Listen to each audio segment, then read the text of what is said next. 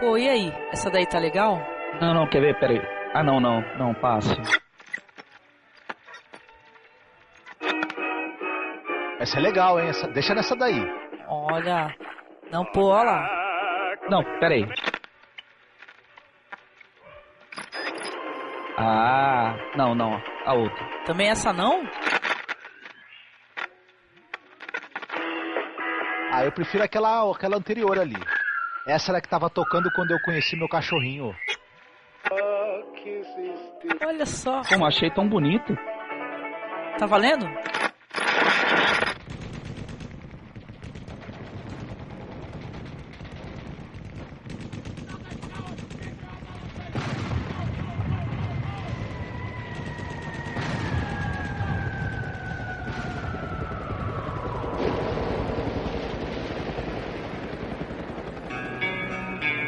Cerebrum has suffered massive and irreparable damage. Never know what has happened to him. Had I not been sure of this, I would not have permitted him to live. Where? Father? What happened? I need help.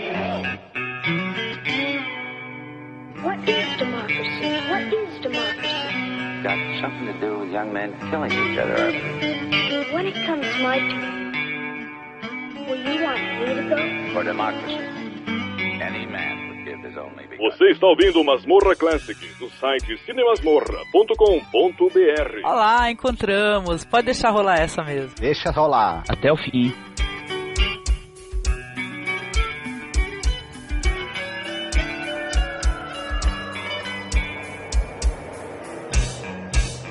Olá, estamos mais uma vez aqui para gravar o Masmorra Classic. Eu tô acompanhado aqui com os amigos, né, para falarmos sobre um jovem clássico, né, do cinema, com o nosso amigo lá, o Douglas, que é lá do Podcast. Tudo bem, Douglas? Opa, tudo bem. Eu não sou chefe não, tá? Mas eu tenho champanhe e um Feliz Natal para todo mundo, tá? Também com o Marcos, que é da nossa equipe aqui do Cinema Masmorra. E aí, Marcos? Opa, tudo certo? Vocês, ouvintes, não esperem a piadas do Garoto Cotoco durante o podcast que vai seguir, tá? Não acredito. Com o Maurício Saldanha, que é lá do Rapadura Cast. Tudo bom, Maurício? Tudo ótimo, obrigado pelo convite e obrigado por fazer eu lembrar que eu gostava muito de Metallica. Oh, legal. E também com o Juca, que é lá do Rapadura Cast. Tudo bem, Juca? Olá, tudo bom? Salve todos. Boa tarde. Run, Johnny, run. Não pegue a arma. Não pegue a arma, Johnny. Corra, corra. Ah, tá.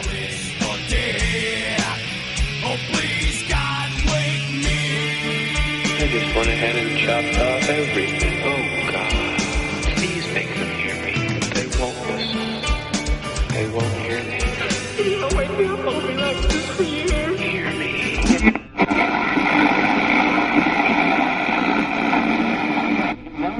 We interrupt this program to bring you a special news bulletin. The Japanese have attacked Pearl Harbor, Hawaii by air, President Roosevelt has just announced. The attack also was made on all naval and military activities on the principal island of Oahu. This is Tokyo Rose, your girlfriend, with news and music, just for you. And especially for the B-29 boys in China. Listen to me, boys. Fly back over the hump to India. I hate to think of all of you getting killed. After all, we have too many fighter planes and too many anti-aircraft for you to get through. It would be suicide, boys. Suicide. And now, a little tune to remind you of home. A gente vai começar falando um pouco sobre a biografia do Dalton Trumbo, né? Que ele representa direitinho o que é a perseguição, o comunismo, né? O marcatismo, né? Começando do início mesmo, ele nasceu no começo do século XX, né? No Colorado. Quando ele era pequenininho, a família se mudou para uma cidadezinha chamada... uma cidade grande, né? Do Colorado, Grand Junction. E lá nessa cidade, ele começou a fazer o ensino médio. E é uma coisa engraçada, a escola que ele estudava, ela era muito ativa no sentido de que ela tinha jornal, tinha revista, tinha muitas atividades ligadas com a escrita. E ele começou a se envolver com escrita ali, no ensino médio dessa cidade, e ele fez tanto sucesso escrevendo pro jornalzinho da escola, pra revista, que a universidade que funcionava na cidade chamou ele também para trabalhar lá. e escrever no jornal e em outros periódicos que a universidade lançava. Ele pegou gosto pelo negócio e, enquanto isso, ele também acumulava as funções de padeiro noturno. Né? Trabalhava numa padaria à noite. Eu ia falar isso, é verdade. Escrevia romances e contos, e quando ele dormia a gente não sabe, né? É uma pergunta que ficou assim na minha cabeça e tal. Ele perdeu o pai cedo também, né? Precisou ter 2 empregos aí para ajudar a sustentar a família, essas coisas. Aí chamou a atenção, começou a trabalhar escrevendo artigos na Vogue, né? E aí, por conta de escrever artigos na Vogue, ele conseguiu um emprego de leitor pra Warner. É aquele cara que ele fica analisando roteiros que estão chegando, né? Mas a Vogue é tão antiga assim? A Vogue é velha, viu? É velha. A Vogue é tão antiga quanto o vestido. E o chapéu feminino, acho eu. E quanto a Madonna também. Provavelmente. Então é interessante essa questão, assim, se a gente puxar pro Johnny vai à guerra, a questão autobiográfica, né?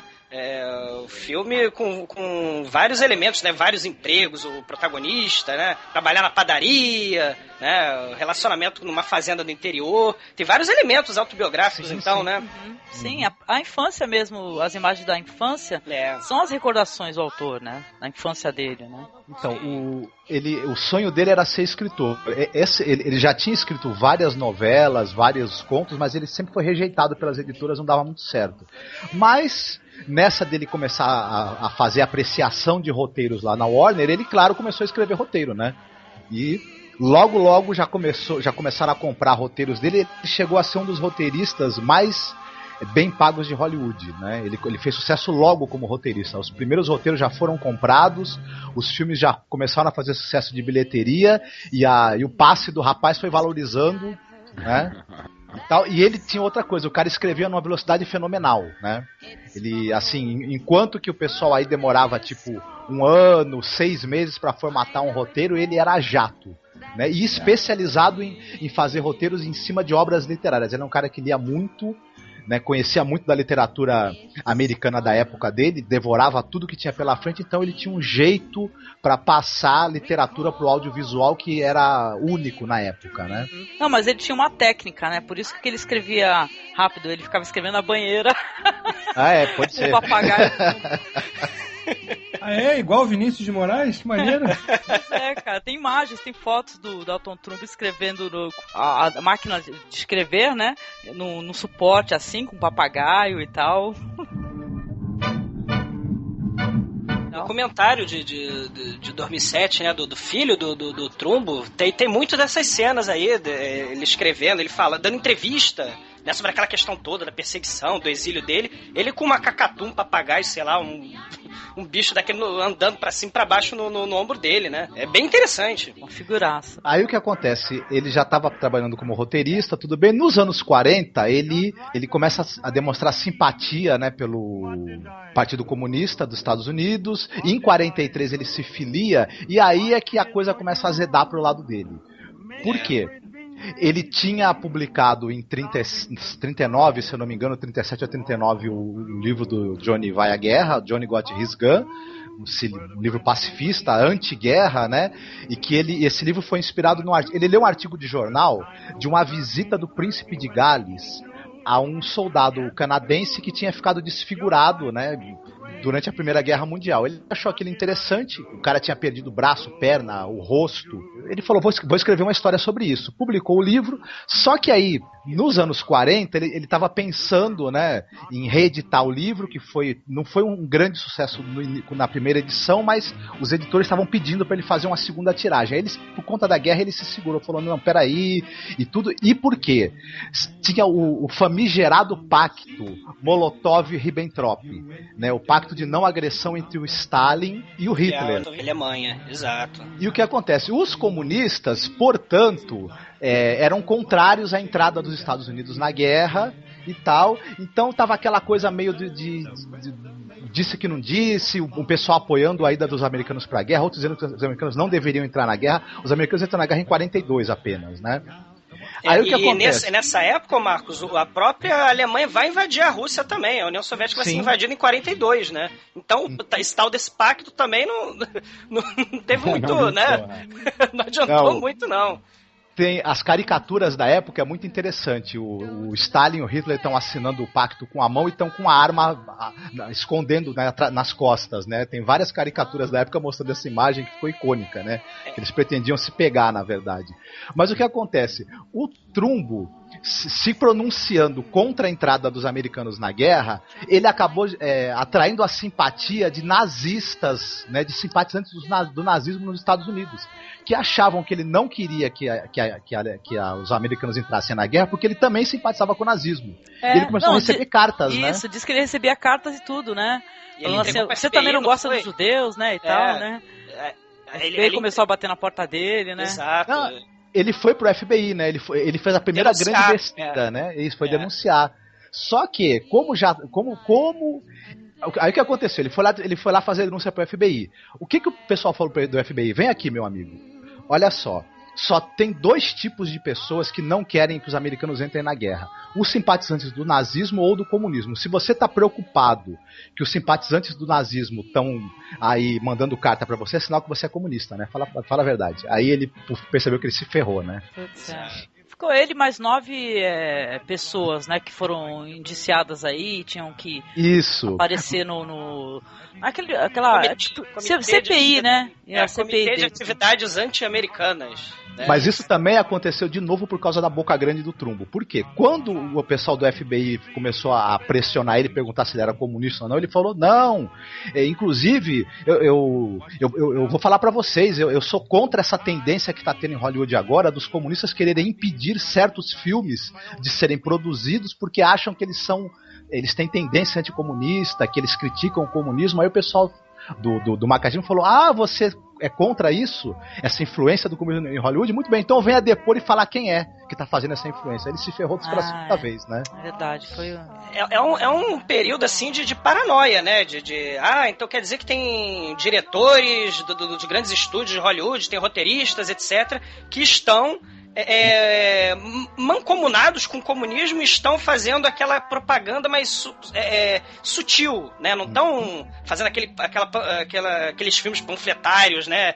De somos comunistas e tal. É aquela coisa sutil que seria um risco ao modo de vida americano e tal, né? E isso vai ser combatido por várias formas, em vários momentos, né? Inclusive o surgimento da MPA, né? Aquela fundada lá pelo Walt Disney, né? Em 44, aí cofundada, né? Aí vai ter John Wayne, Gary Cooper, o Cecil B. DeMille, o Ronald Reagan, quando era ator, né? Eles vão fazer essa valorização, eles vão lutar pelos valores americanos, né? Tudo que não fosse americano, tudo que fosse contra o modo de vida americano, não vai ser... não deve acontecer nos filmes. Então, você não pode falar mal, sei lá, dos banqueiros, não pode falar mal dos industriais. Os filmes têm que seguir, de preferência, um código que trate de forma positiva o modo de vida americano, né? E a gente vê isso em várias produções da época, né? Principalmente no Faroeste era um grande, né, digamos assim, veículo, né, da coragem do homem branco americano, digamos, né? Enfim, essas coisas. Eu sei que o Trumbo e ele mais 9 caras foram chamados para depor, mas eles se combinaram, né, e falaram que não vamos falar nada. E eles alegaram o direito de não responder as perguntas. A primeira emenda, né, da Constituição americana, né?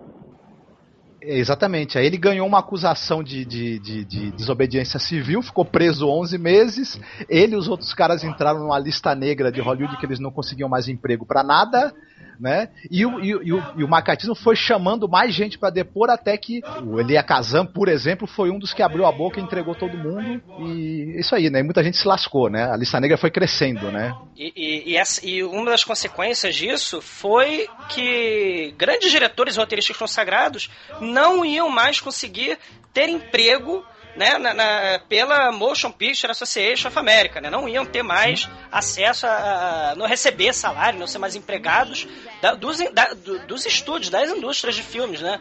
De Hollywood. Exatamente. Aí ele, no final dos anos 50, ele vai morar no México. Só que como ele era um cara que os roteiros dele faziam muito sucesso, ele tinha dado muito certo como roteirista em Hollywood, ele continuou produzindo. Aliás, ele produziu mais de quase 50 roteiros, né, durante a estadia dele no México. E funcionava assim.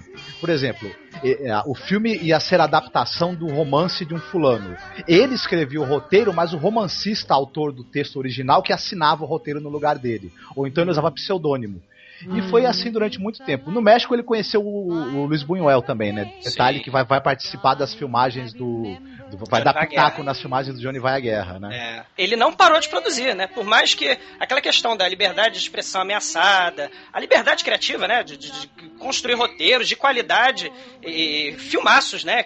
Como Êxodos, os Spartacus mesmo, são de autoria dele, mas na época ele não tinha sido creditado, né? Eram, sei lá, roteiristas laranja, né? Sim.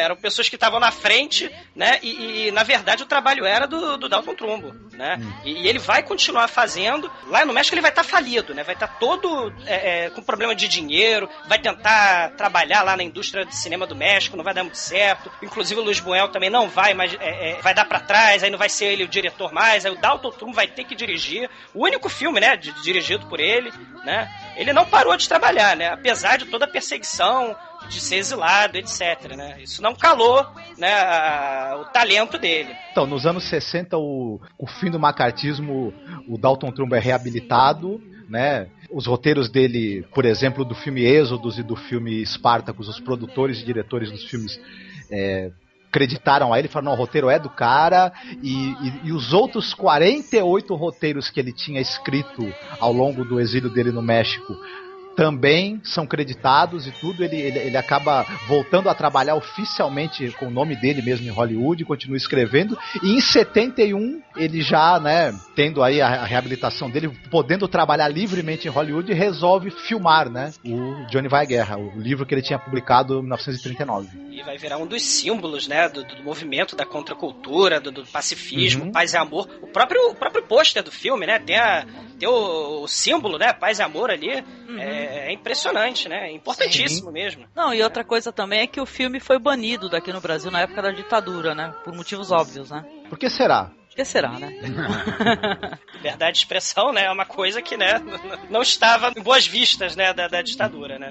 Mas o pessoal dava um jeito, né? O pessoal contornava isso daí, ficavam pirateando o filme, passando um pro outro, sem legendas mesmo, né? Porque o filme dá pra você compreender o que acontece só assistindo, né? Até sem legendas, né? Um filme que ele é poderoso até nesse sentido, né? Você consegue entender.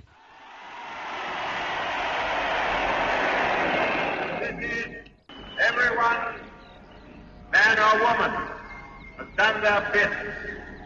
Everyone has tried, none has been.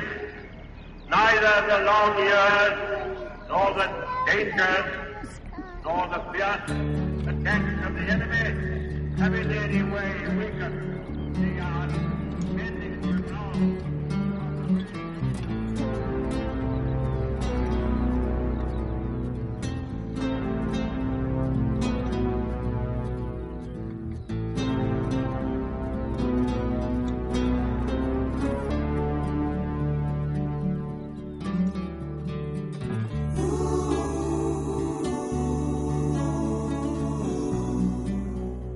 O próprio clipe do Metallica é genial, cara, é impressionante aquilo ali. Eu tive contato com o Johnny Vai à Guerra por intermédio do Metallica, cara, e é impressionante, é inesquecível, né, a música, as imagens, né, do filme, e depois um amigo meu falou, cara, isso aí, sabia que é um filme? Eu, caraca, sério? Isso na época da faculdade, né? Aí eu, caramba, preciso ver isso. Aí vi, descobri e me apaixonei, né? É um dos meus filmes favoritos. Aproveita e me explica aí, o que tem o Metallica a ver com essa história? Eu não gosto de hard rock, não conheço bem o Metallica só de nome, então eu não sei o que ele tem a ver com Johnny Vai à Guerra. O que é? Cara, o clipe O Anjo é quase inteiro essas cenas do Johnny Vai à Guerra. rapaz. Sim, as imagens do de um dos melhores discos, né, do Metallica, né, que é o And Justice for All, né? Sim, o clipe é uma colagem de cenas muito poderosas do filme, né? E o filme é aquela é preto em branco, né? As cenas reais, vamos dizer assim, fora da mente do Johnny. As cenas são em preto e branco, né? Mas as cenas de dentro da mente dele, que é o mundo particular do Johnny, são cenas coloridas. Eles estão ao longo do filme, né? Ao longo do clipe, né? Do Metallica, que inclusive comprou os direitos do filme para poder fazer o clipe, né? À vontade, né? Isso, exatamente. Não, e aí o Metallica ganhou o Grammy, né? Com a música, né? Fez um sucesso. E se vocês verem no YouTube, tem 46 milhões de visualizações o One. E eu penso, será que essas 46 milhões de visualizações entendem, né, essas imagens que são de um filme? Eu acho que é poderoso, acho que dá pra entender, viu, cara? Não, e toda uma geração aí de jovens, né, redescobriu o filme do Dalton Trumbo. Sim, né? É uma mensagem jovem, né? Contra a guerra, contra os horrores da guerra, a vida de um jovem sendo desperdiçado, jogada no lixo por questões do exército mandando o sujeito, né? O jovem indo para as trincheiras para perder a vida ou para ser mutilado. É uma mensagem muito poderosa, né? Até de subversão, contestação, né? E faz sucesso, né? E foi redescoberto, né? O Dalton Trumbo, graças ao Metallica, foi redescoberto, né? Por uma nova geração, né? Pós-paz e amor, né? Pós-hip, né? Isso. Bem interessante, bem interessante. Falemos do filme, então? Podemos ir pro filmi. Vambora, adorei a aula, viu? Não sabia quase nada. Não, é isso que é legal chamar alguém formado em história, assim, né? I had a bad yen, and I had quite a ball when I was young. How did you get him so quickly? The medical team heard the shell coming in. Apparently he did too. Chest and belly practically unmarked. Curious how they always double up in the fetal position. What's curious about it? They're trying to protect their genitals. Well, this young man unfortunately succeeded. Any identification? No, sir. Then we'll assume he's ours. I mean to take personal charge of this case until repairs are completed. That could be rather a long time, Colonel Tillery. Wouldn't you say, Captain, that it's worth a year of any doctor's life to observe a case like this? You never know what has happened to him. The one part of his brain that has escaped damage is the medulla oblongata. It is only because of this that his heart, vasomotor, and respiratory centers still function. In short, that he lives.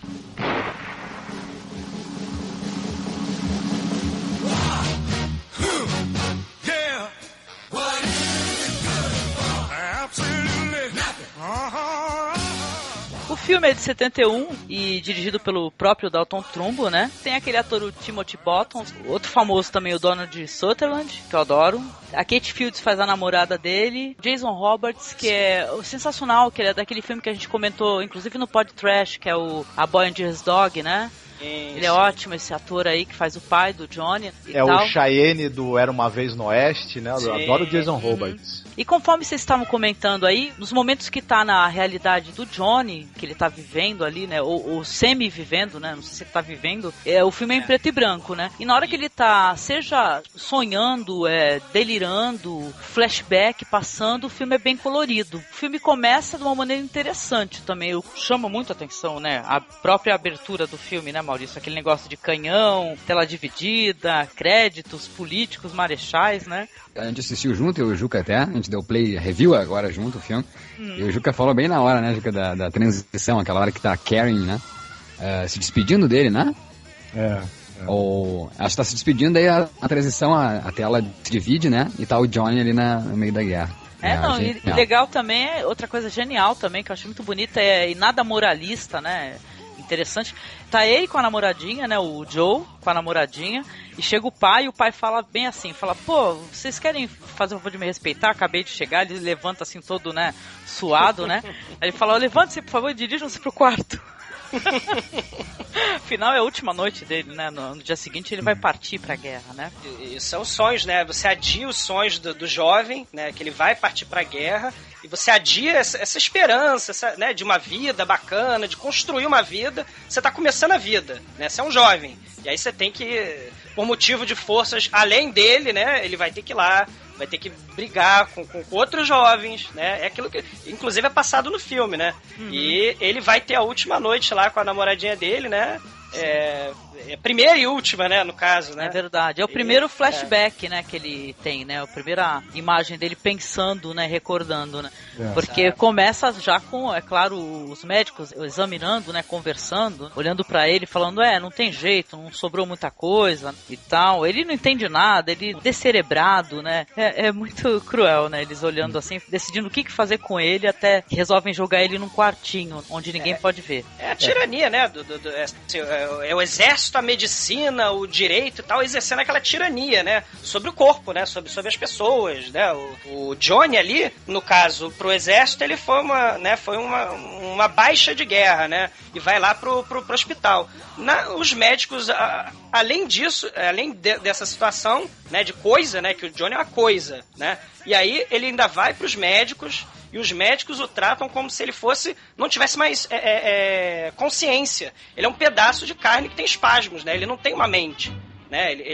Então vamos dopar esse pedaço de carne com espasmos para poder estudar melhor, né? E tentar maximizar a nossa medicina de guerra e tal, né? É uma coisa, o Johnny é uma coisa. Né? Em nenhum momento, né, eles questionam a consciência dele, né? Exato. Já começa aí as ótimas brincadeiras que o Dalton Trumbo faz com a realidade, né? Ele usa a ficção de uma forma muito legal nesse filme, que fica sempre aí na entrelinha. Acho que em nenhum momento ele esfrega na tua cara isso, mas se você pega e começa a brincar disso, você vê que dá super certo. Que, primeiro, o exército encara, como vocês acabaram de falar, o Johnny como um descerebrado. Em nenhum momento eles questionam, não, mas ele pensa? Não, ele não pensa. Então, já começa por aí, né, meu amigo? O exército vai sempre partir do princípio que você não pensa e vai contar e vai te treinar exatamente para isso, para que você não pense. Segundo, se ele tiver qualquer tipo de reação anormal, fora do esperado, de uma coisa, como falou bem o Douglas, taca anestésico. Né? Dopa ele. Você dopa porque não é o que a gente quer, não interessa, então dá aí uma novelinha, dá aí uma TV a cabo, dá aí um bom filme, um bom entretenimento, que vai dar tudo certo, que ele vai voltar de novo pro formato certo. E por aí vai, o filme tem várias tiradinhas boas dessas. E outra coisa também, o cara, ele é colocado num quarto isolado, né? Num depósito, né? Não tem mais quarto, porque a guerra produziu tanta gente despedaçada que os quartos estão todos ocupados, né? Então ele vai para um depósito escondido, no escuro, largado, ele vai ficar lá escondido. Né? Vocês lembraram bem. E a única forma pela qual ele sobreviveu é para o exército tentar estudar esse tipo de reação, para saber quando isso acontecer de novo, o que fazer, se dá para ter algum benefício, enfim. Virou ainda um ratinho de laboratório, né? Exato. A consciência que ele vai tendo aos poucos, né, do que realmente aconteceu com ele é muito doloroso, né, da gente ver, né? Ele vai falando, o que é isso? Estão mexendo no meu braço, mas estão mexendo aqui no alto, no meu ombro. Por quê? E minhas mãos, né? E a gente vai tendo em off, assim, tem a conversa em primeiro plano e tem os pensamentos dele, né? Well, the bandages are off my arm. It itches. I wish they'd scratch it. What happens now? Yes, we can remove the sutures. Let's disinfect. I wish they'd get this stuff off my face so I can see what they're doing. Another. Ouch! They're pinching me. No, it's more like a little stab of heat. Wait a minute. I know. It's just like when I ran into the barbed wire fence and cut my eyebrow. They sew you up and then it heals, and then they take the stitches out. Only this is different. I can feel what they're doing to my arm, but I can't feel the end of my arm at all. The nurse saying to the end of my arm is the heel of my hand. But the heel of my hand, the end of my arm, it's too high. It's high as my shoulder. You've cut off the my tissues arm. are well opposed. My arm! Remove the rest. Oh my God, why did you do Then a thing like that? I need that arm. Oh, I've got to work with it. Oh no, not my other arm too. No, please, no. You've already taken one of my arms. Take my other one, too. Not both of them. Please don't. Room with the lock. He ain't gonna jump. cada vez mais alto, assim, ele gritando, não, outro braço não, a outra perna não, né? Nossa, porque eles não terrível. falam, né? Os médicos não falam, né? Nunca, né? Ah, ele não tem braço, ele perdeu. Entre eles nunca discutem também isso, né? Não. Ao contrário, só discutem só como é que eles estão tratando, né? Como está sendo o tratamento. Olha só, dá pra fazer isso, né? Abre mais esse buraco aqui, por favor, né? E tal, né? É de completo abandono, né? É desumanização mesmo dele, né? Ele é tão desumano que as próprias necessidades humanas, assim, no sentido biológico, fisiológico mesmo, o Johnny não vai ter como um ser humano normal, né? Depois que a granada atinge ele vai lá pro ser escondido, né? No depósito do hospital do exército, ele vai ter tudo por tubo, né? Comida, respirar, traqueostomia, né? Ele pensa em se matar, né? Até ele tenta se matar, só que como é que ele vai se matar, né? Se ele tem um buraco na traqueia, né? Ele vai respirar de qualquer jeito, não tem braços, né? É um prisioneiro dele mesmo, né? É uma coisa interessante que a maneira como o Dalton Trumbo ele brinca com essa coisa, brinca não, né? Ele manipula essa questão da descoberta de que eu perdi alguma coisa, no caso meus membros, que essa sequência começa com ele tendo um flashback, lembrando que ele estava no trabalho, a mãe liga pra ele e fala, vem pra casa. Quando ele chega, ele descobre que o pai estava morto, né? Que o pai tinha morrido. E aí você já se prepara para essa questão da perda, que você é pego de surpresa. E logo depois, ele tá no hospital, ele descobre que perdeu os membros, né? Por conta da explosão, né? Então é um duplo choque, né? Que ele sofre, que o público sofre junto com ele, né? O filme tem meio que um mapa emocional, né? Os acontecimentos... Tem sempre uma cadeia, né? Uma cadeia lógica emocional. Os acontecimentos da vida dele, da realidade dele, das percepções dele, tem a ver com o sonho que ele tem logo depois, ou então algum sonho feliz tem a ver com alguma coisa que acontece na realidade. Eu lembrei daquela cena que ele estava feliz com a namoradinha dele nos sonhos dele, aí ele acorda assim meio acalorado, né, e a enfermeira ajuda ele nesse momento, né. E ele entende o sol, né, que ele fala que é a luz do sol, coisa linda, nossa, né, quando é muito lindo, gente, sim. É muito lindo. Aí ele começa a ter imagens nu, né, no sol, né, deitado sob o sol, né. Aquela gente, parte. E a coisificação, né, porque é que nem o Douglas falou, o cara é uma coisa, entendeu?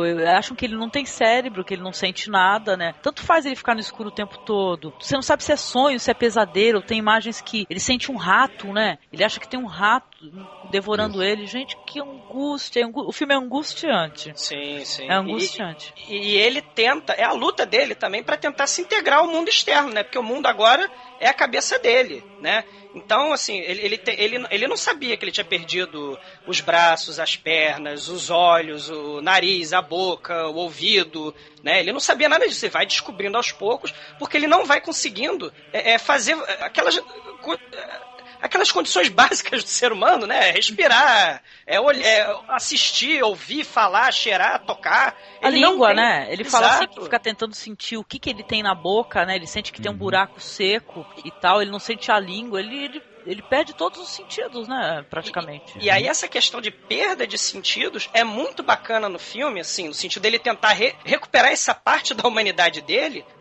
Quando vocês falaram do sol, né? Quando a enfermeira aquela enfermeira matrona, né? Ela bacana do jeito dela, ela vai lá, abre a janela e ele passa a ter contato com o sol. Ele falou, caramba, agora eu vou poder fazer uma coisa, cara, que a gente nem, né? É básico demais, né? Eu vou contar o tempo. Funny. What were they doing? What has happened?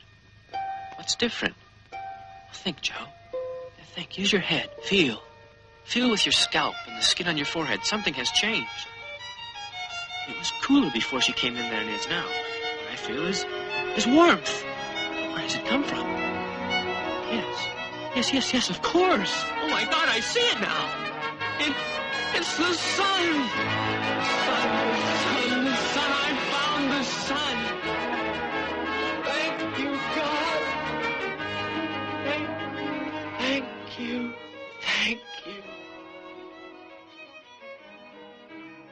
Né? Ele não sabia quanto tempo tinha passado, então ele vai contar o tempo a partir, troca um lençol dele quando tem o sol no corpo dele, né? Ele tá retomando, tá tentando lutar para resgatar essa humanidade dele, que ele perdeu, as coisas básicas da vida, né? Que a gente nem dá valor.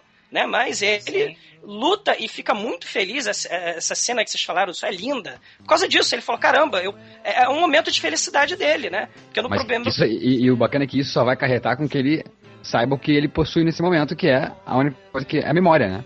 Então isso faz ele ter as lembranças e é nisso que ele consegue ter um pouco de paz. E como ele tá dopado, as memórias que ele vai ter vão ser muito estranhas, né? É um sonho, né? Vão ser sonhos, né? O sonho vai se misturar à memória dele, né? É uma coisa bem interessante nesse o aspecto, né, surreal aí das cenas em colorido, né? Não, sensacional. Os diálogos dele e outros soldados com Jesus, né? Eles sabendo quando vão morrer, né? E tal. O que vai acontecer depois da morte, né? E tal, né? É espetacular. Até essa questão patética, né? Assim, morreu de gripe na guerra, né? Assim, eu tava lá, eu morri de gripe. Não é aquela coisa de, assim, lá, de filmes, né? Que, sei lá, vangloriam violência, né? Você tem, sei lá, um pelotão inteiro sendo metralhado, aí tem sangue pra todo lado, em nome do patriotismo e tarará. Não, o cara morreu de gripe, numa trincheira, né? A Primeira Guerra, a característica famosa chamada Guerra das Trincheiras, né? Os exércitos, cada um se entrincheirava de um lado e ficavam enfiados nas trincheiras morrendo de fome, de febre, de gripe, de disenteria, né? Por isso que teve um número de baixas assim entre todos os lados envolvidos dos exércitos altíssimo, né? Sim. A própria Batalha de Galipoli, a batalha na história da humanidade em que morreu mais soldados, mais de 1 milhão, né? Numa única batalha, né? Tem um filme, né? Tem um filme que estrelado pelo Mel Gibson, não tem? Exato. Isso. Não é? Isso. Não assisti, quero assistir.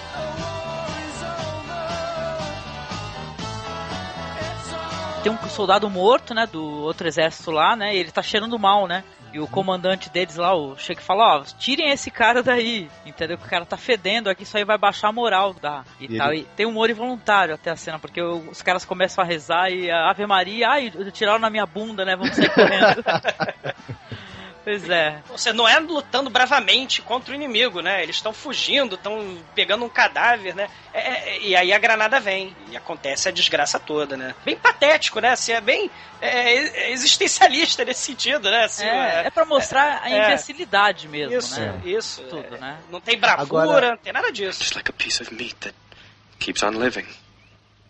Since your real life is a greater nightmare than your dreams, it would be cruel to pretend that anyone could help you. What you need is a miracle. No, not a miracle. Just tell me that the rat is real, and the way I am now is a dream. Perhaps it would be better for you to go away now. You're a very unlucky young man, and sometimes it rubs off. I'll go, but first tell me just one thing. Are you and I really here together? Or is this a dream too? It's a dream. How do you know? Because I'm a dream. I don't believe you. Nobody does. That's why I'm as unreal as every other dream that didn't come true. Some folks are born made to wave the flag, rule their red, white, and blue. And when the band plays hail to the chief, they point the cannon at you. No, it ain't me.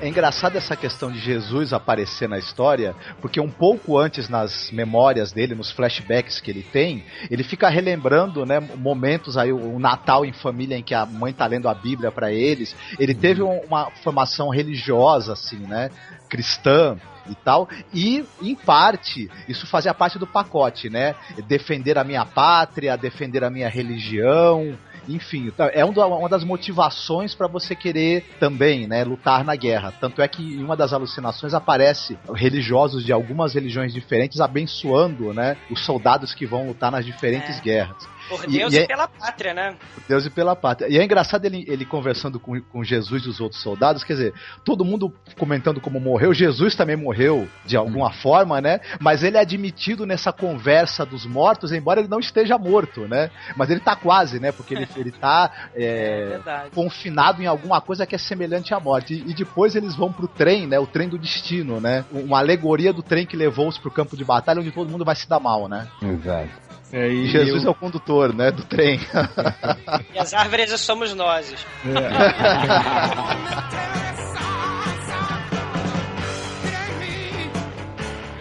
E é legal isso, né? Que todo momento de alucinação... Primeiro que eu acho muito legal ter essa sacação de dividir o filme entre a realidade e as alucinações dele. Porque imagina, um cara que não pode se mexer, que de vez em quando tá dopado e que não consegue, não tem mais olhos. Então ele deve ser uma grande dificuldade ter certeza de quando se tá acordado e quando está dormindo.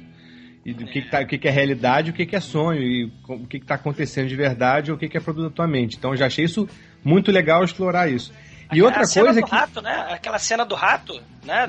Não sabe, né? Se é rato ou se é na verdade era a enfermeira que estava tratando dos ferimentos dele, né? Ele acha que é um rato que tá devorando ele, mas na verdade ela tá mexendo nos pontos dele, tá limpando. Exatamente. E depois ele quer tirar a dúvida, ele quer esclarecer o que é sonho e realidade com Jesus. Você vê que... ele vai argumentando, né? Jesus falando o que era pra ele fazer. Chega um ponto que Jesus fala, você precisa do milagre. Eu não posso fazer nada por você. Abre os olhos, eu não tenho olhos, né? Tira o rato, espanta o rato com a mão, eu não tenho mão, né? É desesperador. Mas é genial também a coisa dele chegar e Jesus dá uma grande sacação pra ele e falar, olha só, faz o seguinte, se você controla a situação, você é a realidade. Se você não controla, você tá sonhando. Você controlava a questão do rato? Não controlava. Então você tá sonhando. Tranquilo, Jesus falou, tá falado. Mas aí ele fica perdido, ele diz, não, mas não tô convencido ainda. Daí Jesus lá, então, tá fudido, porque quem tá vivo tá fudido. Ou seja, ele não vai ter conforto, né? Assim, o Jesus tá lá pra dar conforto pra ele, dar resposta pra ele, mas a resposta não satisfaz ao Johnny, né? Porque vocês já tiveram isso, mas eu já tive muitos momentos de sonho exatamente isso, eu querendo buscar algum termo pra validar aquela realidade, e você sempre vai cair num monte de armadilha, porque você tá na tua mente. Então vai ser tudo muito relativo, né? Então vai ser sonho porque eu vou jogar esse ovo aqui, vai cair, vai bater e vai abrir no chão. Porque se fosse sonho não ia acontecer, né? Exatamente. Aí você vai e joga, o ovo quica, mas sai um dragão de dentro. Aí você, opa, peraí, vale ou não vale? Né? É sempre muito relativo. Mas o que eu queria falar antes, quando comecei essa história, é que no sonho ele sempre vai questionar as instituições, né? Aparece a igreja, aparece o exército, aparece a questão da família, de você vai ter que ir pra guerra, e da sociedade, assim, dando aquela forçação. Então, é muito interessante porque que alegoria que o Dalton Trumbo criou para questionar não só a realidade e a percepção, né? Que depois eu ainda queria falar muito sobre isso, que eu acho que ele abriu aí muita trincheira para muito filme que a gente vê hoje e fica babando nisso. Mas também, partindo do princípio meio básico e meio até arriscado, eu diria, de se fazer, se você dissesse, vou fazer um filme sobre a guerra, sobre um cara que fica o tempo inteiro deitado na maca. Você vai falar, porra, peraí, acho que não vai dar muito certo, né? Mas enfim, o princípio é muito simples e ele consegue fazer um puta de um panorama. Agora, como lembrou bem, o Marco tem as religiões, tem a questão do amor, tem a questão da realidade, tem a questão da família, tá tudo ali, tá todas as questões que a guerra traz, né, de, porra, mas vai mexer em quê? Vai mexer em tudo, cara, vai mexer em tudo, né, não, porque vai partir de um princípio de que você não entende, você tá indo lutar por uma questão que ele fala, não, eu tenho que ir porque é meu país, né, e aí a namorada fala, mas vem cá, o seu país, mas e você, e a sua formação, e o seu amor, e os seus filhos que você pode vir a ter, e o seu trabalho, e o seu caráter. Não, mas aí tem que ver que, bom, não, mas não sabe o que tem que ver. Com 20 anos você nunca vai saber o que tem que ver, né? E vai lutar pelo, sei lá, pelo ideal, o que é a democracia, né? Vamos lutar pela democracia, né? Aquela cena também do sonho também, né? Que você tá falando do sonho. Aquela cena do pai dele com o Johnny pequenininho, né? Mas pai, por que as pessoas vão lutar, né? Os jovens vão lutar. Né? Eu não sei o que é democracia não, mas parece que tem a ver com um monte de jovens se matando, né? E os velhinhos eles têm que ficar em casa, porque eles têm que cuidar de casa. Os jovens não têm casa, então os jovens que vão lutar, né? E você vai lutar também, né? E por aí vai, né? Mas é aquele negócio dele, talvez desde pequeno ele sabe que vai ter que matar ou morrer, né? Mas não ficar um pedaço de carne vivo, né? Exato, esperança, né? Esperança, mas, né, depois ele vai, né, depois a gente vai descobrir, infelizmente, que nem sempre a esperança, né, vai suceder, né? E a arrogância dele, né, assim, a cegueira juvenil dele de dizer pra namorada com a Maócia, não, vai dar tudo certo, tranquilo, eu tô fazendo o que eu tinha que estar fazendo, que é lutar pelo meu país. De resto, vai dar tudo certo. Aquela ilusão, né, de que quem compra a guerra é porque acredita nessa coisa de que o bem do país é maior, o bem coletivo é maior do que o nosso aqui, o nosso coletivo numa escala menor, é o meu, do meu vizinho, da minha família e tal. E aí vai lidar com a triste realidade de que não, meu amigo, não. Você pode ser sorteado para fazer parte do seleto grupo que vai ser privilegiado, ou você pode ser sorteado e fazer parte do enorme grupo que vai ter que entrar com a bunda nessa história. Exato. Isso me lembrou uma coisa, viu, Juliano? Enquanto ele tá conversando com Jesus lá, e essa conversa assim, abre os olhos e veja, mas eu não tenho olhos, enfim. Jesus tá justamente numa carpintaria, né? Fazendo cruzes pros soldados que estão morrendo aos montes, né?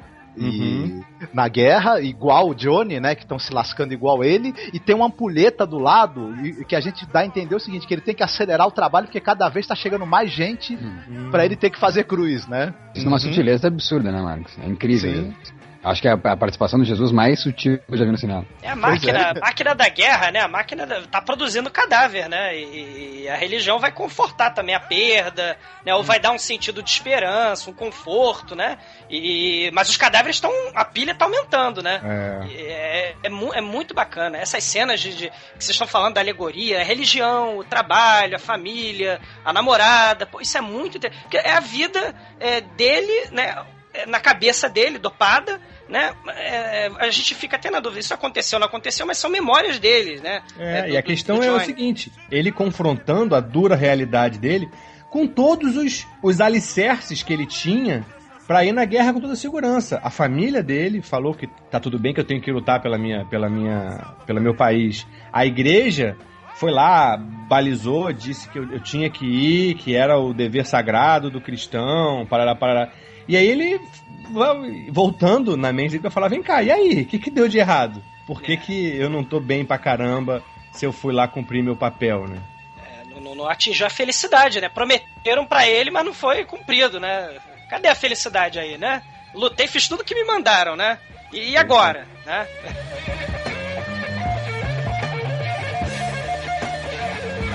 É muito angustiante mesmo, eu tô apavorado. A cena que a gente falou em off aqui, a cena final pra mim não existe. Eu tô apavorado até agora de ter revisto isso.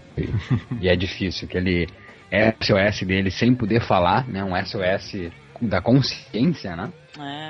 Porque o filme inteiro é consciência dele. Como é que tu te mata até dentro da consciência? Tu não pode parar de pensar, né? Só se tu morrer, né? Mas se não consegue morrer, como é que tu cessa a memória, tá? Se nem a memória tá me ajudando mais, né? Encontrei Jesus e não tô tendo meu resultado.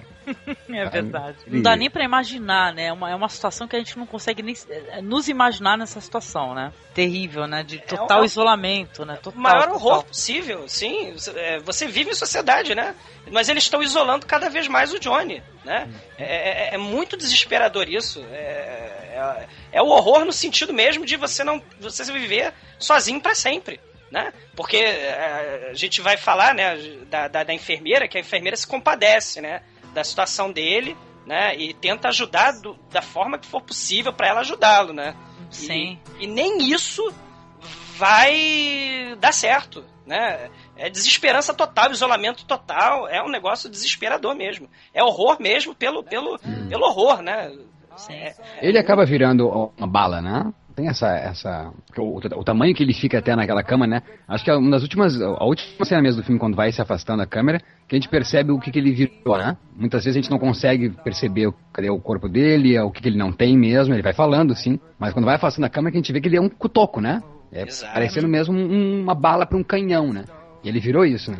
Então, tipo, olha o que a guerra produz, né? Se são esses jovens com todas essas vidas e tudo isso vivo... morto acaba... Morto não, né? Mas sem poder falar ou olhar, enfim, sentir, acaba virando uma bala pra canhão mesmo. É ali que ele vira. E se a gente tava comentando aqui que a junta médica trata ele como um rato de laboratório, é justamente isso, né? O cara virou um produto, né? Parece que ele quer government, né? O governo agora tem a sua arma, a sua bala, né? É isso aí, ó. Isso era propaganda, né, no final acho que no final do século XIX, né, como é que eles chamavam jovens, né, pra guerra, né. O Chaplin falou isso no Grande Ditador, né, que os ditadores, né, os utilizam como bala para canhão, né? E isso eu acho que ali virou, né, uma bala para canhão. O questionamento todo que tem por trás, né, da vida mesmo, do valor da vida, é um filme que é uma grande crítica sobre a guerra, mas também uma grande homenagem à vida, esse filme, né? Essas cenas maravilhosas dele tomando banho de sol, cara. Quem que vê esse filme de dia e não dá uma olhadinha assim pra janela, pra se tocar, falar, cara, é mesmo, quanto tempo, qual foi meu último banho de sol, assim, consciente de estar feliz, de estar tomando um banho de sol, de estar aqui, podendo viver isso, né? Você valoriza, né? O banal, né? Parece que é banal, né? Mas não é banal. A gente acostuma, né? E quando que em consciência tu dá aquele berro que dá, né?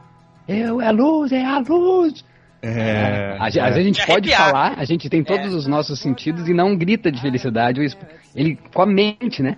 É a luz, obrigado! One kept occurring and reoccurring in his dreams.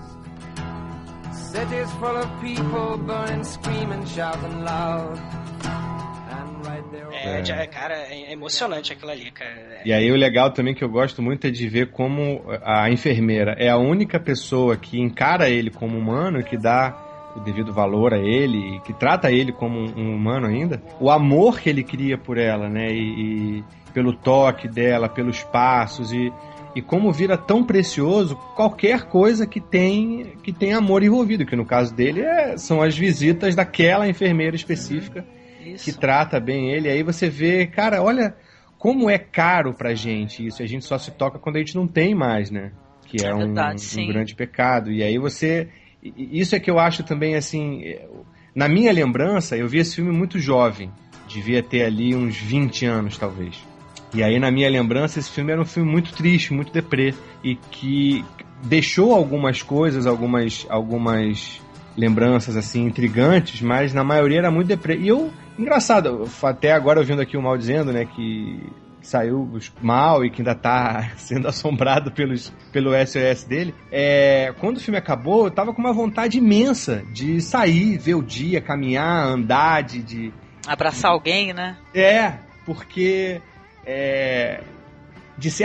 voltando àquela coisa que eu tava dizendo, que tem muita coisa na entrelinha, eu acho que foi um filme feito com muito cuidado pra dosar algumas pegadinhas, assim, deixar alguns bilhetinhos pra você no meio do caminho. Um deles é esse, nesse final, que ele fala, mas se eu tivesse pernas, se eu tivesse braço, eu correria agora daqui, eu lutaria contra isso, se eu tivesse voz, eu gritaria do quanto isso é horroroso, desse horror da guerra, desses produtos que ela traz, da tristeza e tal. E aí você para e pensa, meu Deus, mas eu tenho tudo isso, né? Eu tenho perna, eu tenho braço, eu tenho voz, e eu tô aqui quietinho.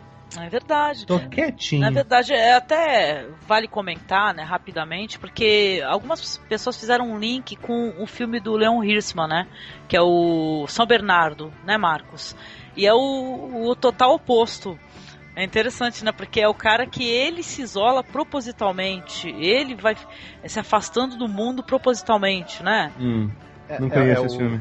O Johnny, ele não tem mais rosto, não tem braços, não tem pernas, mas ele consegue amar, né? Ele consegue se relacionar com outro ser humano, a enfermeira, né?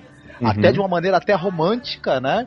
Sim. Mesmo na condição em que ele tá, e a vontade dele era, como o Juliano falou, era correr, gritar pra todo mundo pra evitar o horror da guerra. Ele até pensa em ser exibido num show de aberrações, como um alerta, né, do que a guerra pode fazer pros jovens. E o personagem do romance do Graciliano Ramos, São Bernardo, e do filme do Leon Hirschman, é um cara que tem braços, tem pernas, tem pés, tem boca, tem tudo, mas ele é incapaz de se relacionar verdadeiramente com qualquer ser humano, de amar, de dar qualquer espécie de carinho pra alguém, e ele vai se isolando até acabar sozinho e isolado em si mesmo, igual o Johnny. Né? No meio da escuridão e do silêncio, né? É bizarro. Até falei pro Marcos aí que a última cena do filme é como se estivesse começando o mundo do Johnny ali, né? Que é a escuridão total e o silêncio total, né? Que é interpretado pelo Otton Bastos, esse personagem aí do filme do Leon Hirschman, que é um filme de 72. Filmaço mesmo, filmaço, vale a pena, filme nacional, muito legal.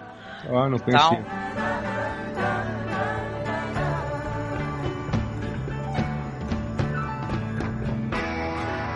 Pois é, cara. Então, mas interessante as relações que você fez aí mesmo, Juliano, com esse negócio da enfermeira, né? O toque, né?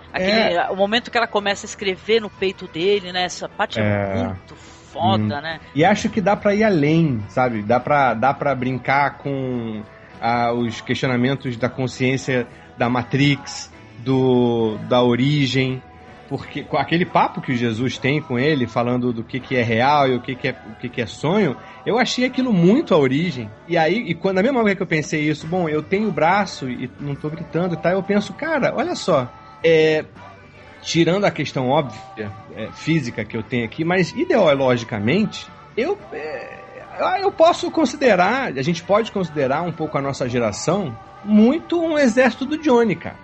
Porque uma coisa que sempre me espanta muito é a nossa diferença de capacidade de se organizar e de engrossar um pensamento revolucionário juntos, de uma forma coerente, né? Não simplesmente pegar em arma, não simplesmente fazer ataque terrorista, enfim, mas de uma forma coerente. O que também não quero dizer Haribo, paz, vamos jogar a florzinha no fuzil, mas enfim, realmente se encontrar e avaliar juntos o que está acontecendo e pensar em respostas inteligentes e efetivas para o que está acontecendo.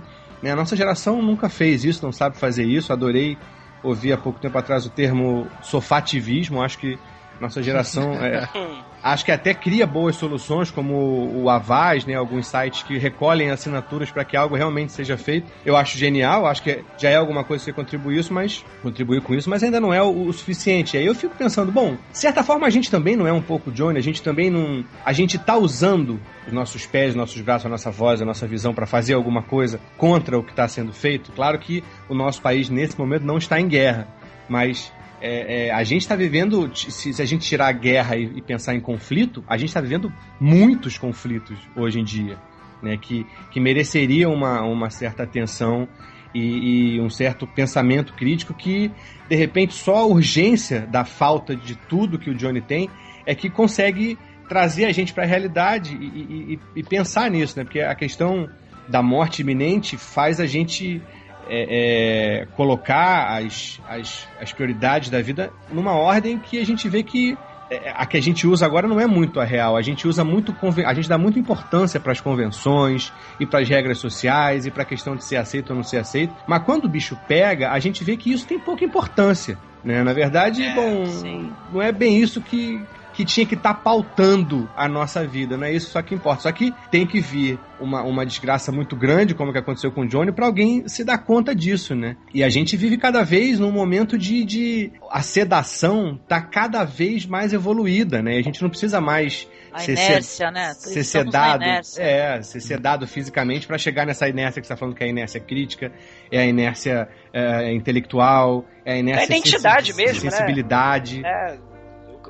As pessoas não fazem mais e fazem tudo para... Parece que não querem mais, será politizados mesmo, né? Você não tem mais essa vontade de sair, de criticar. O próprio Johnny, né? Voltando, ele falou, o que eu posso fazer é ser exibido numa caixa, num freak show, num circo dos horrores, para que as pessoas vejam os horrores da guerra.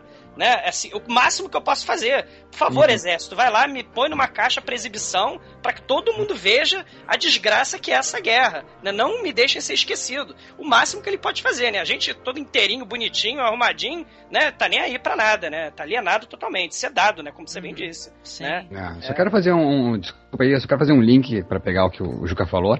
Com o filme também, o Escafandro e a Borboleta. Vocês viram? Ah, caraca, filmaço. Essa questão de urgência mesmo que a gente sente, talvez só depois, diante da desgraça. Posso ler só um trecho rapidinho? Sim. Um trecho do Escafandro e a Borboleta, então, né? Que é escrito pelo próprio Balbi, que escreveu com um olho, né? Ele soletrava pelo olho e a mulher escrevia o livro com ele. Enfim. Recebo cartas notáveis, elas são abertas, desdobradas e expostas diante de meus olhos, segundo o ritual que o tempo fixou e que confere à chegada do correio um caráter de cerimônia silenciosa e sagrada. Leio pessoalmente todas as cartas com grande zelo. Algumas até são muito sérias. Falam do sentido da vida, da supremacia da alma, do mistério de cada existência.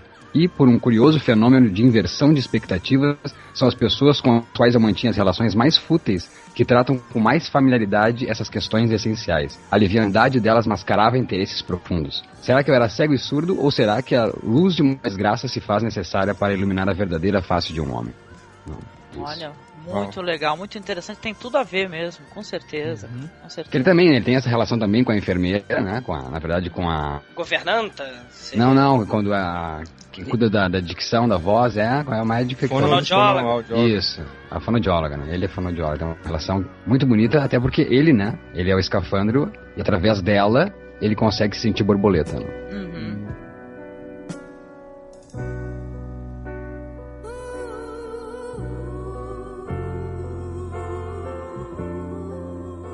Em cima disso que vocês falaram, talvez fosse interessante comentar a cena em que ele se imagina num freak show, né? Que o apresentador é o pai dele e as outras pessoas são a família dele, né? E tal.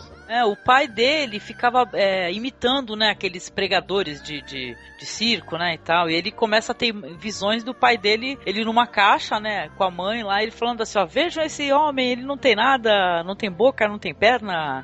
Vira atração, né?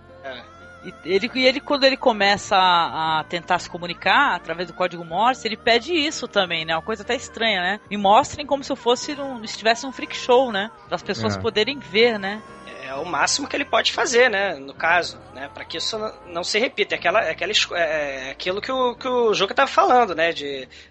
Você tá engajado em um compromisso ideológico, político, etc., né? Para mudar uma situação. Você que está criticando essa situação. O máximo que o Johnny poderia fazer, primeiro, ele tem que ultrapassar a questão de comunicar com os outros seres humanos, que nem isso ele conseguia fazer, porque ele era um pedaço de carne, né, na cabeça lá dos médicos e do exército, ele era só um pedaço de carne com espasmos, né? Ele tem que ultrapassar, vencer essa etapa de se comunicar com o mundo externo, para depois ainda lutar por isso que o Juca tá falando, né? Lutar para que isso não se repita, para que os horrores da guerra sejam evidenciados, etc. Ele consegue, graças ao apoio da enfermeira, ser descoberto, né? Falar, eu tenho uma mente, eu tô consciente. E aí o exército chega, todo mundo chega. Então, o que você tem a dizer, Johnny? Aí ele fala o que ele tem a dizer, né? Vencida essa etapa horrorosa, né? De conseguir mínima, básica, essencial do humano, né? Que é se comunicar com as outras pessoas. Hear me. Please try to understand me.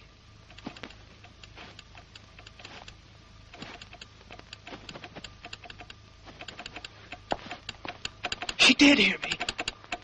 She's going to get somebody. She didn't even close the door.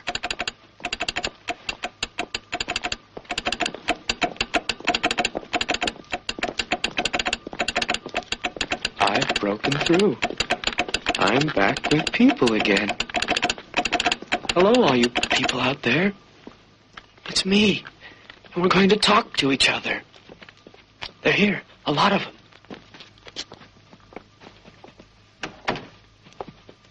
It's Morse code. For what? SOS. Help. Do you mean to say that this man is actually speaking to us? What are they doing? Yes, sir. Decerebrated, General? Completely decerebrated? What are they waiting for? What's happening? Are they leaving? No. Just one of them. Or maybe two. No, just one. Ask what he wants. How can I ask a man like this a question like that? By asking it. How else can we help him? Why don't they do something? They are. What do you want?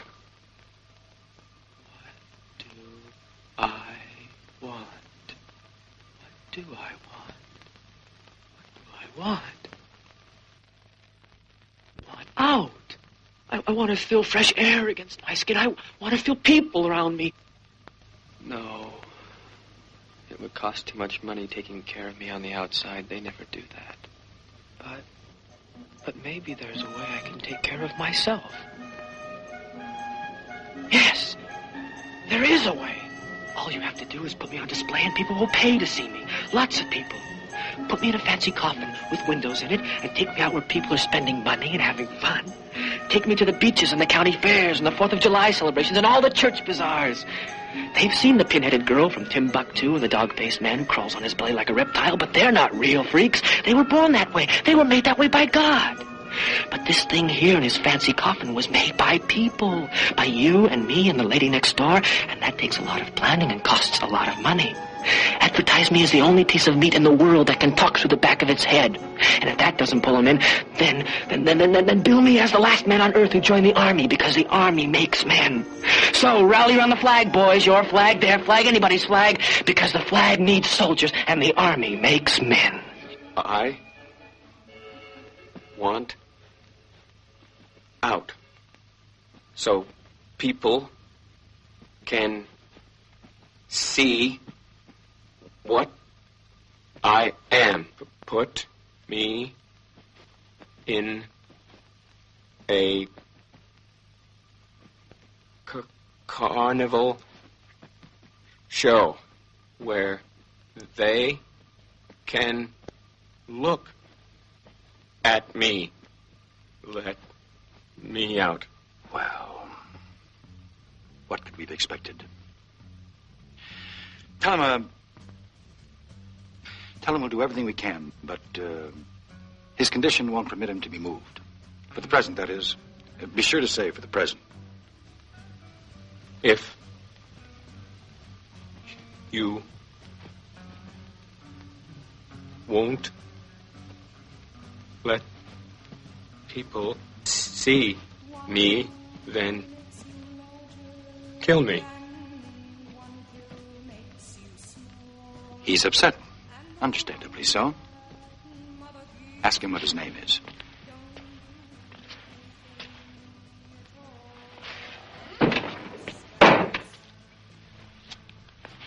These shutters are to be closed at all times. What's he saying? He says, kill me. Over and over again. Kill me. Tell him we'll do everything we can to make him comfortable. For now, he needs rest. Tell him we'll give him a sedative and come back later. And try to get his name. You're not to mention what has happened here to anyone. I'll hold you collectively responsible for any breach. If new orders are received in view of the new situation which has developed, you'll be notified. Well? He won't wait for an answer.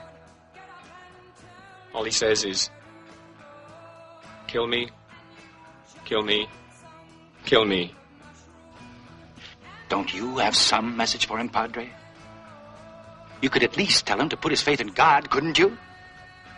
I'll pray for him for the rest of my days. But I will not risk testing his faith against your stupidity. Well, you're a hell of a priest, aren't you? He's the product of your profession, not mine. Clear the room. Give him a light sedative, nurse. They're going away. Why? Why don't they get it over with and kill me? But you're still here. Can't you see what I'm tapping to you? I'm asking you to kill me. Please do.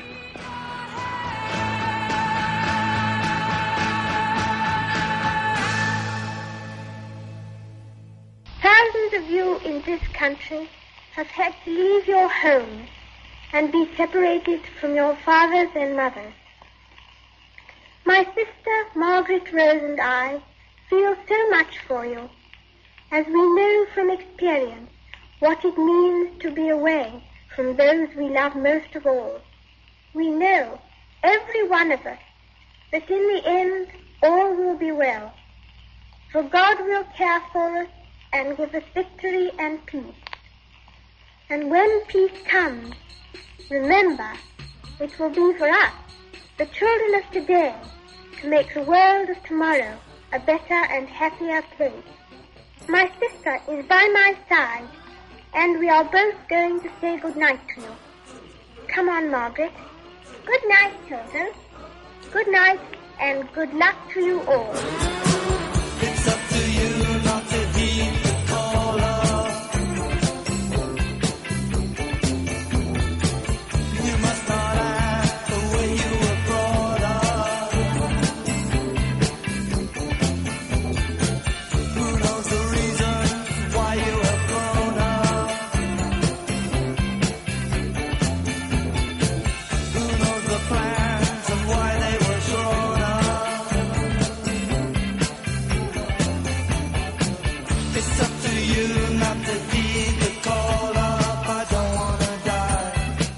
quero que as pessoas descubram como a guerra é horrorosa, o horror da guerra, e aí a gente vai ter aquela questão de que não, peraí, vamos escondê-lo ainda mais. Isso não pode ser feito de jeito nenhum, né? E olha que interessante, Douglas, você falando aí, eu tava pensando aqui, mesmo sem ter visto nem lido, eu não conheço a história do Escafandro e a Borboleta, o Mal comentou quando a gente viu o Johnny Vai à Guerra, que lembrava muito dele e tal, até me passou o filme, mas ainda não vi.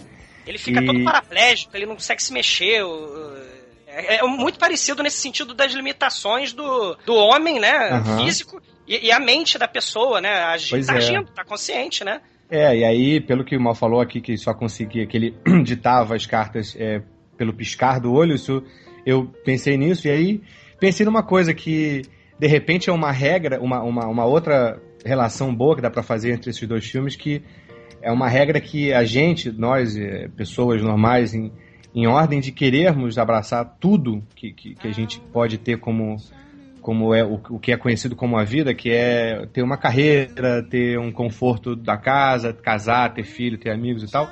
Em nome de fazer essas coisas, como é dado pra gente nesse momento, a gente acaba se privando da maioria delas, né, porque a gente acaba esquecendo o respeito e a consideração, o amor pelo teu ofício e a sensibilidade de conseguir calar e descobrir realmente qual é a tua função aqui, qual é o teu talento e tal. Então a gente esquece um monte de coisa.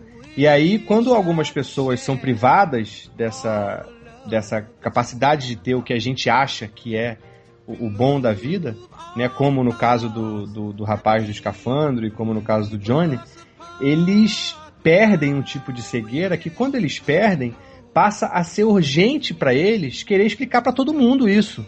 Sim. Os dois têm essa urgência, né? Sim. No filme do Johnny, lá pro finalzinho, uma das cenas lá em que ele finalmente se reconcilia com o pai, né? Que ele também tem essa questão, né? O pai brigava muito com ele, né? E tal, mas era muito severo.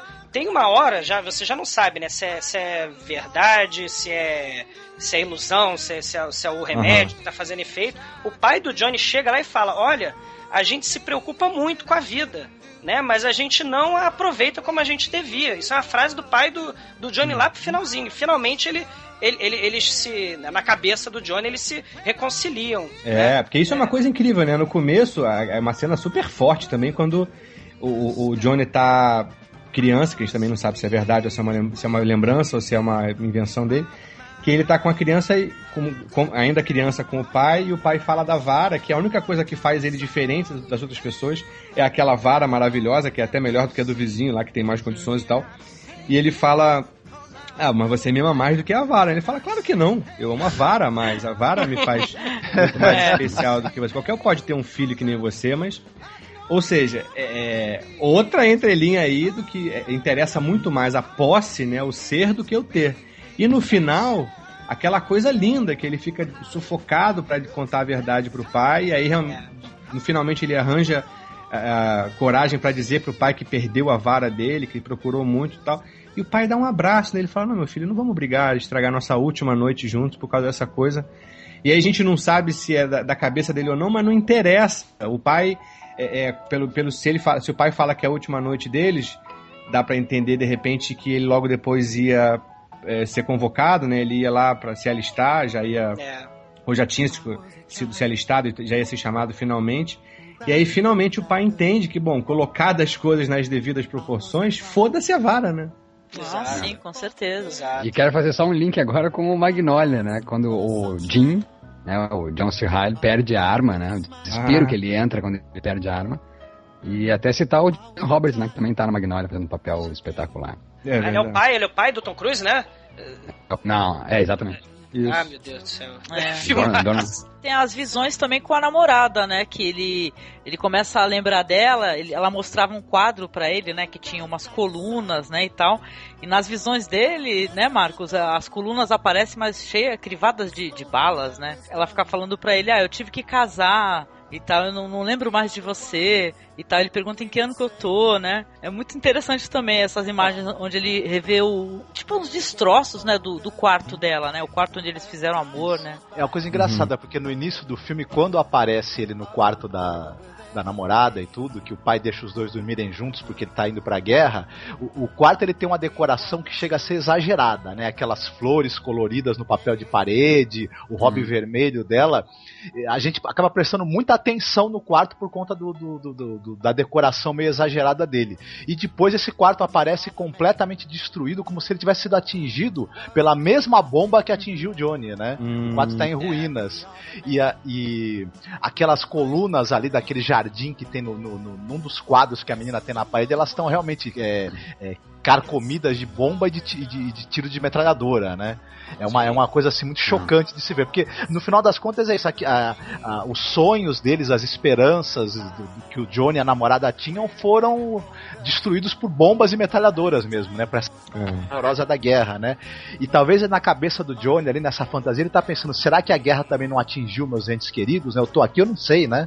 Tô aqui nesse quarto. Uma pergunta, eles deixam claro, né, que a família dele não sabe que ele tá lá, né? Não, ele tá isolado. Ele tá isolado. Não, tipo assim, a família eles devem ter informado que ele tá morto, né? Eu li o livro há muitos anos atrás, gente, há mais de 10 anos atrás.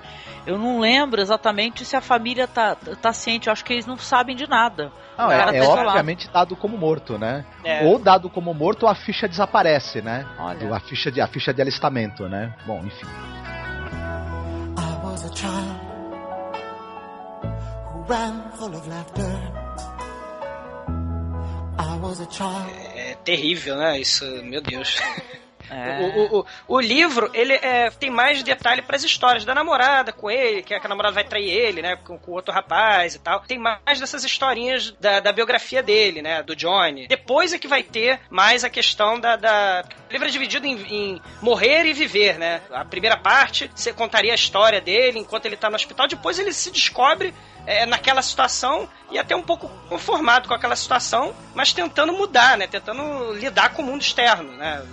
Se comunicar com o mundo externo. No livro. Mas eu acho o livro mais otimista nesse sentido. É mais um panfleto contra a guerra mesmo. Esse filme eu acho que passou até um pouco mais que isso, né? Ele não é só um panfleto contra a guerra, não é só o pacifismo que tá ali, né? É o ser humano, né? É um apelo da vida, Exato, Como disse o Juca, né? Exato. E o filme também ele é mais rico em imagens que se fixam na sua cabeça, que viram símbolo para essa questão mesmo do não à guerra, do horror, da destruição dos sonhos e tudo, porque ele tem influência do cinema surrealista, né? O Buñuel deu pitaco aí na produção e tal. O Buñuel talvez até o Douglas estava falando que o Buñuel é que ia dirigir o filme, na verdade, né? Ele ia dirigir o filme. O livro não tem essa influência do surrealismo, né? E dessa coisa de uma linguagem mais simbólica. O livro é mais direto, né? Trata dos dramas ali pessoais do Johnny, de estar ali no hospital, e ele tem uma carga maior de esperança mesmo no livro, né? Mas o livro não é tão terrível, livro, né? Tu te recorda no livro, Marcos, ou Douglas, ou Angélica, ele fala na primeira pessoa, agora estou lembrando do meu pai, porque no filme não acontece, né? As cenas simplesmente são expostas, né? Ele fala assim. Ele fala em primeira pessoa. O livro é primeira pessoa. Primeira pessoa. Sim, mas as lembranças que ele tem da família, elas não sofrem tanto, porque no filme as lembranças dele vão se misturando com os delírios que ele tem por causa da medicação, e você não consegue separar mais uma coisa da outra, né? Começa a se fundir, né? E no livro não é bem assim, as lembranças dele são mais reais, né? É mais a historinha dele antes da bomba, né? Assim, o começo tá explicando quem é o Johnny, tá humanizando, né? Porque o Johnny é aquilo, né? O João ninguém, né? O livro tá humanizando primeiro, tá contando a historinha, mas não tem essa questão psicodélica surreal pós-cultura hippie, não. Vou até dizer uma coisa que eu não sei se quem é fã do livro talvez não concorde, mas normalmente acontece no cinema o contrário, né? Você tem um livro e o filme nunca é tão bom quanto o livro. É difícil, né? Um filme que é tão bom quanto o livro que deu origem. No caso do Johnny Vai à Guerra, até porque é a recriação do mesmo autor do livro com aí, a história dele, né? Isso, 30 anos depois que ele teve pra depurar essas ideias. Então o filme é até superior ao livro, né? E além é um privilégio único, né? Porque além de ser o escritor do livro, é um cara que já tem a manha do roteiro. Esse cara que tem a formação de roteirista. Então é um privilégio único, né? Você ter um filme dirigido e feito pelo escritor do livro, que é fera em roteiro e, porra, deitou e rolou, né? Pois é. Quando eu falei que o livro era otimista, assim, não é que seja otimista, mas ele é um panfleto, né? Vamos lutar pela paz, né? Vamos ficar contra a guerra. Mas no final do filme, você tem a destruição de toda e qualquer esperança. O livro é muito... O filme é muito triste nesse sentido. De desesperança total. Ele vai além de ser só um panfleto pacifista. Pessimista, né? O filme é pessimista, não tem um olhar otimista mesmo. Exato. E o filme, mais do que o livro, ele tem um olhar para toda essa ideologia que acaba convencendo o jovem a ir para a guerra, né? Ao longo do tempo, né? Porque o livro trata aí o filme de um acontecimento da Primeira Guerra Mundial, mas que a gente percebe que ele serve como exemplo para todas as guerras. Tem esse olhar aí para a participação da política, do capitalismo, das religiões, em formar assim o caráter de alguém que está pronto para ir para a guerra morrer, né? Mas eu quero discordar com vocês, viu? O filme, quando acabou, pra mim ele teve um efeito muito otimista. Muito, de lembrar pra mim que eu tenho perna, braço e voz. Sim, né? Em alguns momentos, porque eu acho que tem essa coisa, como quando ele dá uma sacudida, né? Ele fala, você tem as pernas e braços, mas ele é pessimista no sentido de que pro personagem não tem solução, né? E ele tem um olhar macabro, né? Sobre o que é o produto da guerra, né? Como é que funciona a cabeça desses homens aí que são senhores da guerra, né? Ele é pessimista nesse sentido e otimista no sentido de, olha, mexa-se, saia daí, Exatamente, né? Por isso que eu acabo achando que ele, no final, acaba sendo otimista, porque se o Johnny tivesse um final feliz, sabe, a gente ia ter um certo conforto com a condição da guerra. Então, o Johnny ficar preso e meio que numa sentença de perpétua, condenado daquela prisão mental, o filme acaba com a gente com um incômodo que eu acho produtivo da gente levar esse incômodo do filme, porque aí a gente fica revisitando o filme e os questionamentos do filme.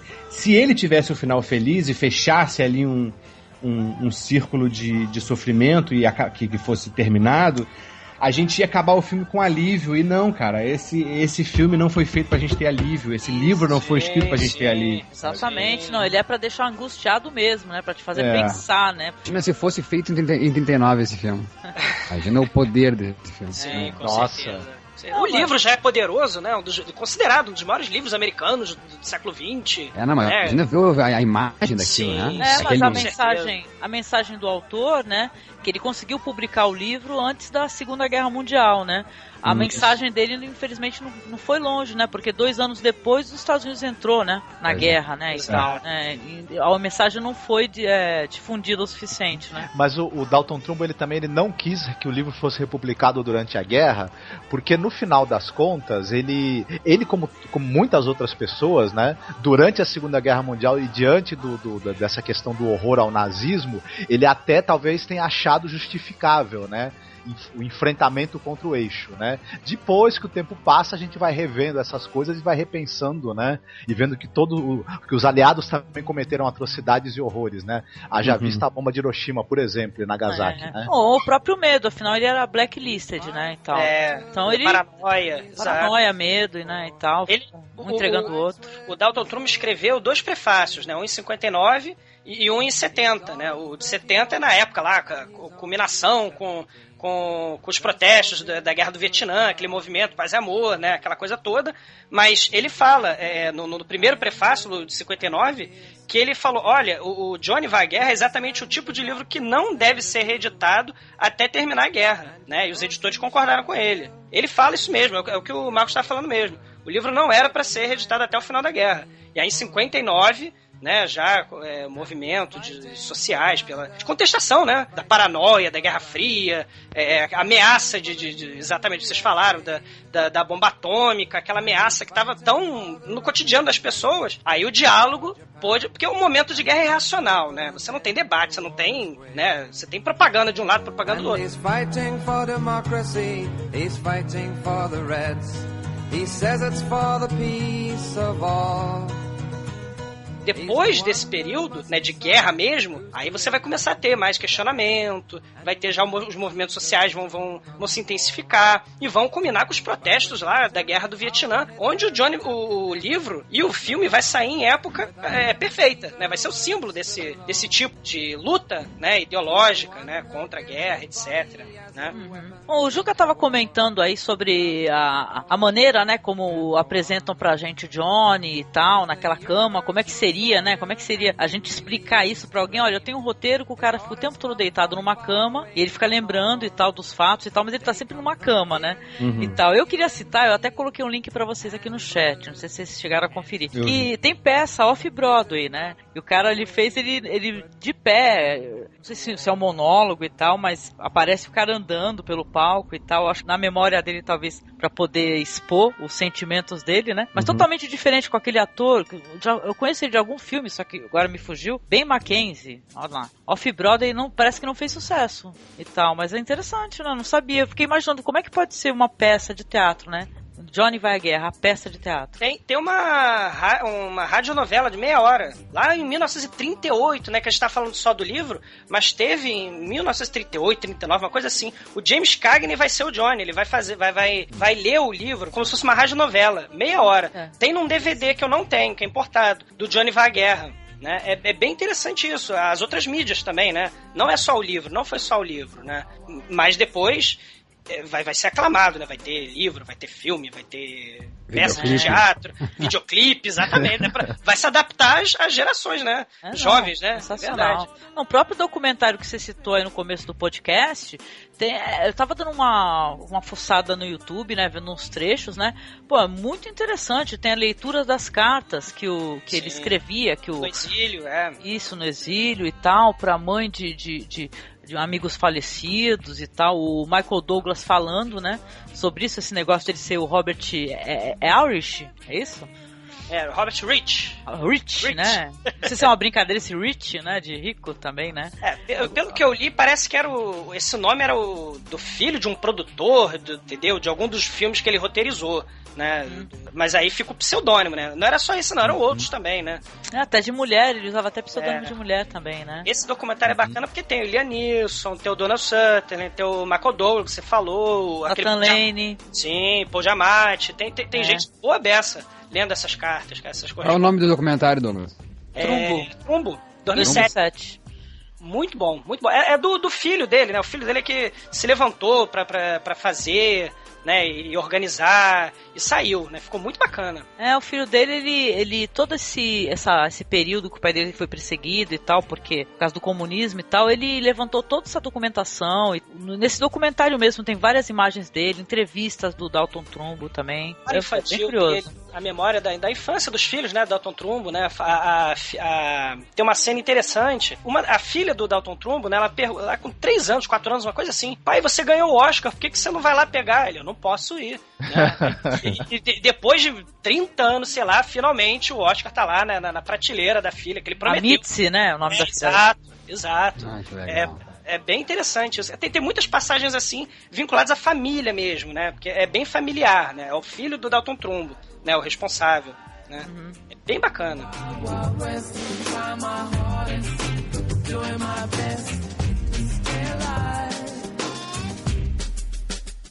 O SOS foi associado, olha só, fiz uma pequena pesquisa, mas foi associado a frases como Save our seamen, né? Salve nossos marinheiros, Save our ship, salve nosso navio, Survivors on shore, sobreviventes na costa, ou Save our souls, salve nossas almas. Olha só. Eu não sabia que tinha tantos significados, hein? Mas essa última tradução acho que é a que mais se encaixa, né? Salve nossas almas, né? Com certeza. Ele tá desesperado, né, gente? Ele não tem mais o que... É o que ele pode fazer, né? Ele contou com a ajuda da enfermeira e é o que ele podia fazer, pedir ajuda. Porque ele tá muito incapacitado de tudo, né, gente? E aí a ajuda é negada a ele. Nem o direito a, sei lá, a felicidade ele vai ter, o Johnny. E vão, inclusive, esconder o pouco que ele tinha, o pouco que lhe restava, que era a luz do sol. Que era a primeira coisa. Exato. Porque a primeira coisa que fazem, né, é negar o pedido dele, né? Tu não vai ser freak show, não. Você não vai pro circo. Aí o que o Johnny faz? Então me matem, já que não me resta nada, me matem, por favor, né? E eles negam a morte ao Johnny, a eutanásia, e a primeira coisa que fazem é vamos escondê-lo mais ainda. Aí eles fecham as janelas, fecham a cortina, ele não vai ter nem direito à luz do sol e nem a enfermeira que dava atenção a ele, que amava ele. Isso. Não, ela tenta fechar o tubo, né, que tá na traqueia dele, né, pra ele morrer, né. E ela é pega, né. Esse seria o final feliz, Juca, que você se referiu aquela hora? Que não. Seria, cara, eu acho que seria, porque ele fica, você escuta a voz dele, né, muito obrigada, né, muito obrigado, que todos os seus desejos se realizem, Deus abençoe, obrigado, e entra aquele filho da puta lá, daquele... Que sacanagem. É foda. É uma suprema ironia, e não sei se o Douglas vai concordar comigo, né? Histórica, até pensando bem, que tudo bem, eu me alisto, né, para lutar na Primeira Guerra Mundial contra a expansão já, né, da Prússia, né, do pan-germanismo aí, porque o pessoal enxergava, né, os alemães, já nos anos 30, os alemães como um pessoal imperialista e também de extremíssima direita, né, e dado a censura, a repressão e etc, e que isso não seria bom. Isso não seria bom para a Europa, e na verdade eu estou lutando por pessoas, os militares americanos aí no caso, né, que tem a manha de tentar censurar e calar a boca do homem que não tem boca, né? Mas, então enfim, o que diferencia um lado do outro, né, no final das contas, né? Não tem diferença nenhuma, são os senhores da guerra, como a Angélica falou, né? E os jovens lá tendo que... São peões, né? São massa de manobra, carne para ser moída, né? E aí vai, né? O começo do texto de 70, do prefácio, ele tá falando sobre a questão da guerra do Vietnã ainda. Você vê que se transforma, né? Você tá falando da Primeira Guerra, mas você também pode jogar pro Vietnã, né? E o Trumbo, ele começa o texto assim, uma equação de 40 mil jovens mortos no Vietnã, né? É igual a 3 mil toneladas de carne e ossos, 57 quilos de massa cerebral, 230 mil litros de sangue, 1.840 mil anos de vida que jamais serão vividos. 100 mil crianças que não vão nascer, e nós vamos gritar quando? Quando isso é concebível? Quando isso vai chegar aos nossos sonhos?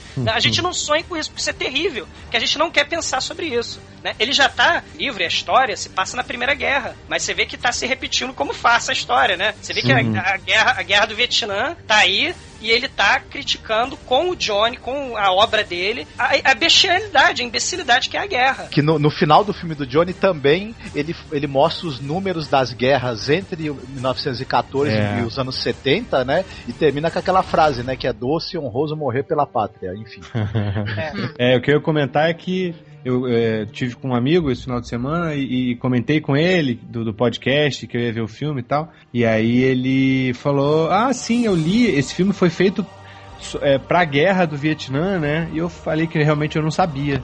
Aí ele, não foi, eu li na minha juventude e foi um grande filme, foi um grande livro, aliás, foi uma importante ferramenta que foi usada de argumento contra a guerra do Vietnã. E tá vendo? Ele estava enganado. O filme consegue ser tão emblemático e tão universal, né, que ele pensou que fosse feito perfeitamente para a guerra do Vietnã, e nem foi, né? Foi 2 guerras antes disso. Exato. E mostra aquilo que é comum, né? Característico da imbecilidade mesmo. Você tem pilhas de cadáveres mortos, são coisas, né? E no final das contas, os donos da guerra, os senhores da guerra estão lá, né? Ainda dando ordens, e a massa de manobra tá lá, obedecendo. Ainda bem que isso acabou, não acontece mais.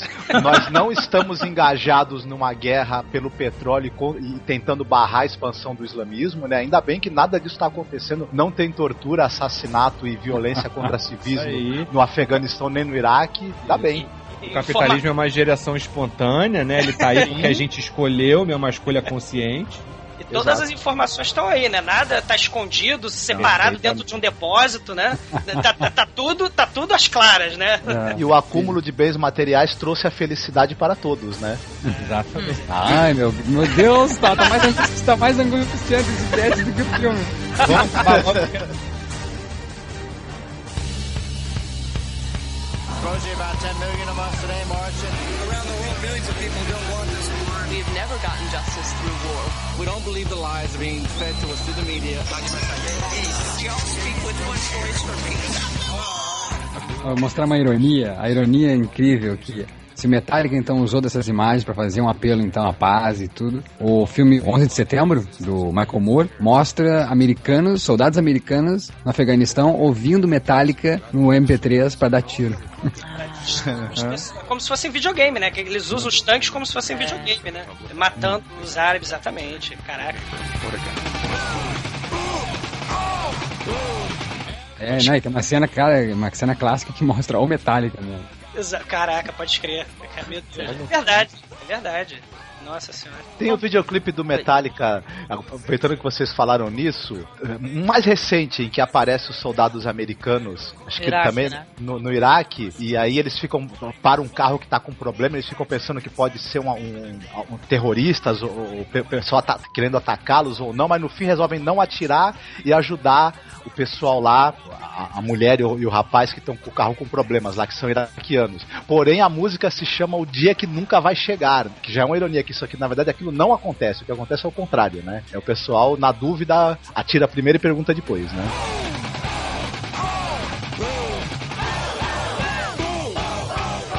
Ah, sim. Tem eu vi recentemente aquele documentário do Brian De Palma, meu Deus, sobre o estupro da... Meu Deus, eu não lembro agora. Do estupro da iraquiana, o afegano, não lembro agora, meu Deus. Rastrepo, né? Meu Deus do céu, cara.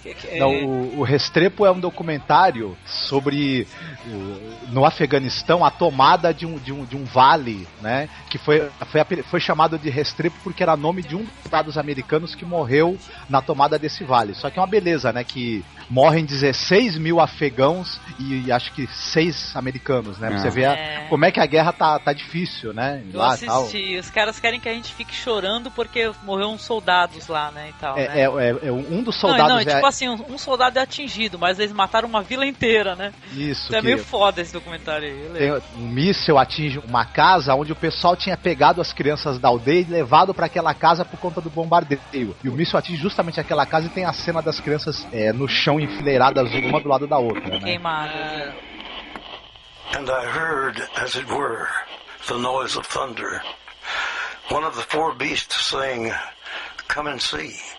And I saw, and behold, a white horse. O documentário que eu tô falando é o Guerra Sem Cortes, o Redacted. Esse, meu Deus do céu, eu vi tem pouco tempo, caraca. Exatamente. Meu Deus do céu. Meu Deus do céu, cara. Também é muito chocante também. É no Iraque. O estupro da iraquiana pelos soldados. É horrível. Quero ver, não vi esse daí, já me recomendaram. Guerra Sem Cortes, meu Deus do céu. É estratégia de guerra, principalmente quando você vai invadir algum local e que você sabe que a população ela pode, né, fazer milícias e etc, resistir, é estratégia de guerra você atacar a população, cometer horrores e atrocidades contra os civis, justamente para facilitar sua permanência e a não resistência à ocupação, né? É destruir o espírito de luta, né? Destruir a vontade das pessoas, né? É verdade. É como o Johnny, né? Ele, infelizmente, destruíram no final, né? O espírito dele de querer mudar a situação, né, tornar ele um exemplo, né? É a guerra cirúrgica que eles falam, que na verdade é feita por um cara que tá usando uma venda e tá com uma motosserra, né? É cirúrgica. Verdade. Multitudes are marching to the big kettle drum. Voices calling, voices crying. Vamos lá para considerações finais. Então bora lá, começando com o Douglas. E aí, Douglas? Opa! Considerações? Cara, esse é um dos meus filmes favoritos de todos os tempos, porque esse foi um dos filmes, né, que na faculdade, aqueles filmes de faculdade, sabe qual é? É Guerra do Fogo, Demônios de Ludon, né, que teve livro também, do Ken Russell, O Sétimo Selo, né, são filmes que a gente vê na faculdade. Coraçado Potente. Isso, exatamente, né, assim, da faculdade, assim, de humanas e tal, que a gente vê, caraca, o cinema não é só blockbuster, né, não é só pipoca, não é só, sei lá, sabe, é muito mais que isso. E aí, esse foi um dos filmes que eu assisti, que eu tava fazendo, inclusive, comunicação. Porque a Angélica até citou no cast a questão da comunicação. E esse filme tem essa questão da comunicação do homem com o mundo externo, né? Esse foi um dos filmes que me abriu pro cinema, assim, propriamente dito, pleno, né? É um dos meus filmes favoritos de todos os tempos, cara. E é um dos filmes que, na época que a gente tá estudando, é estudante e tal, eu tava lendo Jean-Paul Sartre, Sartre, tarará, o existencialismo, o humanismo. Esse filme eu relaciono muito... tem elementos muito próximos, no sentido didático, com o texto do Sartre, do existencialismo e humanismo. A questão da liberdade do homem, a responsabilidade dele sobre a escolha que ele tem sobre determinadas ações que ele pode atingir ou não, se são boas ou más, tarará, tarará. Esse tipo de questionamento casou muito com esse filme. Então, toda vez assim, que eu fui estudar nessa época e tal, esse filme me remete a essa época de descoberta do cinema, tarará, sabe? É um filmaço, eu recomendo. Depois eu fui catar o livro, que nem um maluco, fui correr atrás do livro pra ler, e recomendo a todo mundo que faça isso. Leia o livro, veja o filme, não vi a peça, mas vou ver a peça que a Angélica falou, mas vou ver. Acho que é fundamental, sabe? Compre o action figure. Sim, Opa. Sim. É o da família Oblongo. Você já viram a família Oblongo, o desenho? Que Nossa, sim. O action figure é o que eu falei, o garoto cotoco. Exato. Tu é da onde então, Douglas? Pro pessoal saber. Eu sou do Podtrash, né? É o podcast que fala de filmes trash, né? Não é bem essa pegada do nosso podcast. Mas a gente fala, né, sobre... A gente tenta usar o cinema trash e trazer coisas de um cinema diferente, né? Que o pessoal tá acostumado, aqueles filmes de explodir cabeça e tal. A gente tenta trazer coisas diferenciadas, né? Também pro cast, pra esses filmes específicos, né? Quem quiser passar lá é td1p.com, né? Sim, com certeza, sensacional, muito legal. Obrigada por participar conosco aqui, viu, Douglas? Valeu mesmo. Que agradeço. E você, Marcos, suas considerações? Bom, para começar, lembrando uma coisa que o Juca falou, formalmente falando, esse é um filme muito bem feito, muito bem realizado, muito bem escrito, e que essa coisa da narrativa simbólica, de brincar com essa coisa da realidade se misturar com a ficção, com o delírio, com o sonho, influenciou muita coisa que está no cinema americano hoje, né? Certamente, acho que ele é um dos filmes que americanos que primeiro tratou disso de uma maneira tão intensa, tão bem feita. Sim, não, até então tinha o quê? Nada de Novo no Front, né? E outras coisas assim que tinha mais a glamorização, né? Em vez de mostrar o horror, né? Era o contrário antes, né? Sim.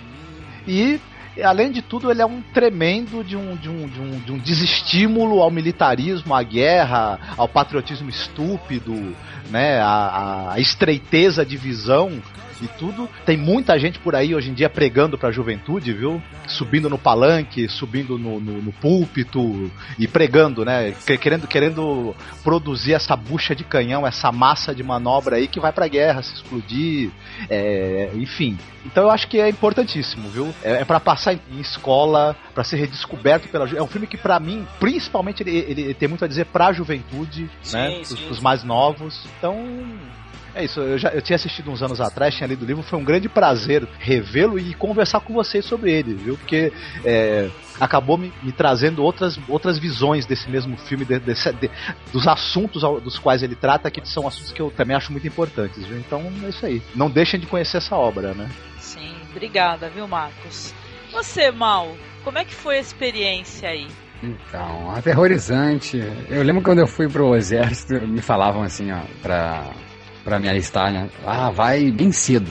Eu não conseguia achar ninguém, né? Sempre teve isso, tem contato, pede pra algum contato, se conhecer algum filho de soldado, enfim, tenente. Eu não conhecia ninguém, daí disse, olha, a última chance, vai muito cedo. E reza, né? Eu lembro que eu cheguei às 4 da manhã na fila e, enfim, fiz os testes e fui absolvido. Absolvido. Eu sempre tive muito medo, assim. São filmes que sempre me interessaram muito, assim. Já anotei aqui o Redux, que bom que tu lembrou, Douglas. Eu sabia que existia, mas eu tinha esquecido, só lembrava do Restrepo, né, Marcos? Guerra Sem Cortes, é isso? Praia de Palma, cara, meu Deus, assistam, cara. Também é horror também da guerra pleno, sabe? E como a Angélica falou, os filmes sempre tentam glamorizar a guerra, né? E até os melhores anos de nossas vidas são bonitos, mas ainda assim acho nada profundo, como é o Johnny. E faz muito tempo que eu não via, e foi um prazer até assistir junto, né, Day Play, junto com o Ju. Eu acredito que ele possa servir como imagem pro discurso do Chaplin. Eu sempre achei o Pensador como um dos filmes mais corajosos que um ser humano podia ter feito. E agora me deparo com outro filme que eu não lembrava da coragem desse filme. Então, acho que casa muito bem, assim, acho que serviriam essas imagens pano de fundo do discurso do grande ditador, assim como eu jamais tiraria os diálogos e o texto desse filme. Né? Acho que 2 filmes que eu indicaria para todo mundo que tá ouvindo o Masmorra Cast agora: assistam o Ditador e assistam Johnny vai à Guerra, 2 filmes os mais corajosos que eu já vi. E é isso, assistam o canal Cabine Celular, youtube.com/cabine celular, e escutem o Rapadura Cast, né? Eu de vez em quando tô lá no Plus, na semana, e também no Rapadura Cast, que se chama, acredito que é o que é o normal, o tradicional também. São 2 podcasts que saem semanalmente no rapaduracast.com.br. E muito obrigado pelo convite. Foi um prazer, Douglas, conversar contigo de novo. Marcos, prazer. É uma delícia te ouvir, Marcos. É uma delícia te ouvir. Angélica, você é um sucesso também. Boa sorte com todos os projetos de vocês. E Juca, é um prazer falar contigo e te ouvir. Oh, que legal. Obrigada. E você, Juca, como é que foi a experiência? A consideração que eu queria fazer é que, como vocês falaram, atentar para o fato de que, olha que interessante, né? Como o Marcos falou e a Angélica, é o primeiro filme dessa forma em crítica de guerra, mas sem glamourizar, né? Que ele, como é um grande escritor e um grande roteirista, deve ter sacado que aonde que se ganha a guerra? É na mente, né? É você, munido de várias ferramentas, como a propaganda, como a política, a questão financeira, os meios de comunicação, fazer toda uma cultura acreditar nas suas justificativas, numa coisa que é, a princípio, injustificável. A princípio não, a princípio e eternamente injustificável.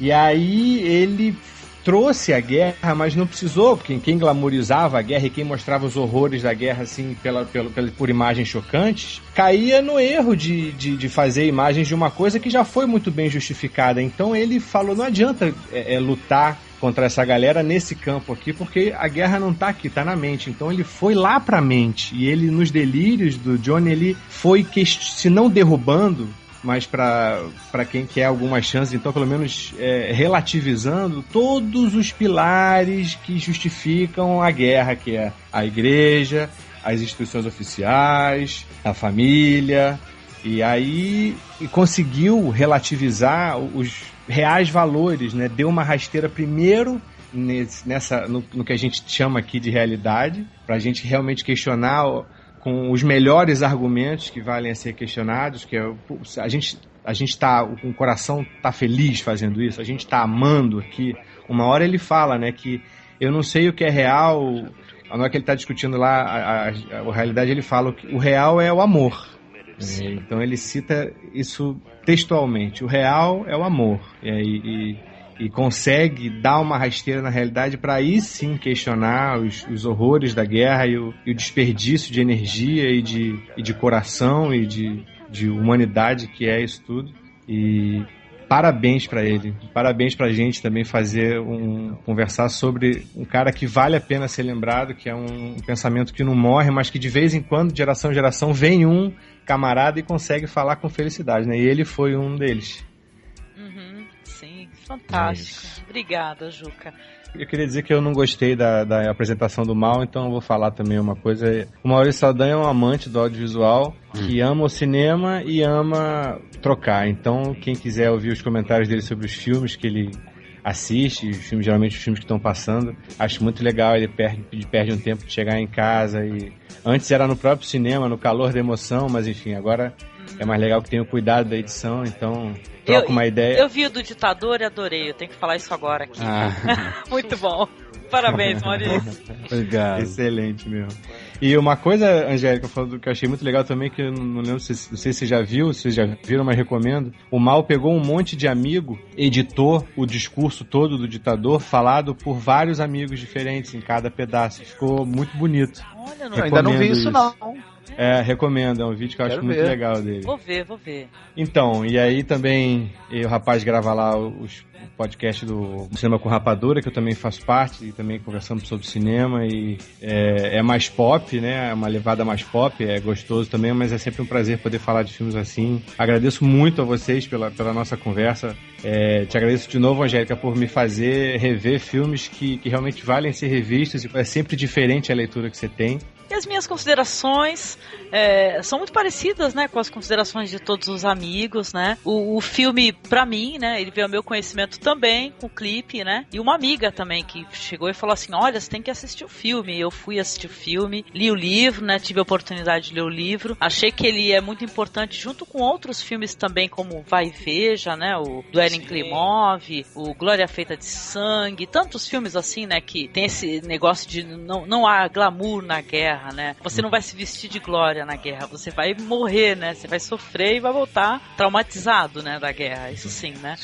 E tal. E é legal a gente poder também fazer esse trabalho aqui, porque aí a gente em off estava conversando até que um crítico de cinema, né, que agora eu não sei o nome, que ele falou que quando o filme foi para Cannes, né, e teve a apresentação em Cannes em 71 e ele ganhou, né, o prêmio da crítica, né, e tal, prêmio especial, né? O próprio autor tava lá panfletando, né, nas ruas, né? O cara reconheceu o Dalton Trumbo e falou assim, poxa, você tá aqui na rua, não tem ninguém que possa fazer isso por você, né? Ele falou, olha, não tem ninguém, mas você quer me ajudar? E tal, e ficaram os dois panfletando pro pessoal poder assistir o filme lá, assistir o filme e tal. Então é legal a gente poder fazer isso daqui. Eu agradeço a todas as pessoas que estiveram presentes aqui e que essa mensagem não seja esquecida, né? Porque a gente tem boca, pernas, braço, tem nossos ouvidos, nós podemos falar. Então vamos nos comunicar, né? E vamos, né, mandar pra frente a mensagem, né? Que a guerra não leva a nada, né? Então é isso, gente. Olha, muito obrigada pra você que nos escutou, que nos acompanhou até agora, tá? Nesse podcast aqui. Quem quiser mandar um e-mail pra gente, pode mandar e-mail pra contato@cinemasmorra.com.br e até o próximo podcast, né, gente? Até. Queridos. Sim. Opa, fiquem muito bem. Beijo, Prazer bem. falar com vocês de novo, viu? Tava com saudades. This has a dignity all its own.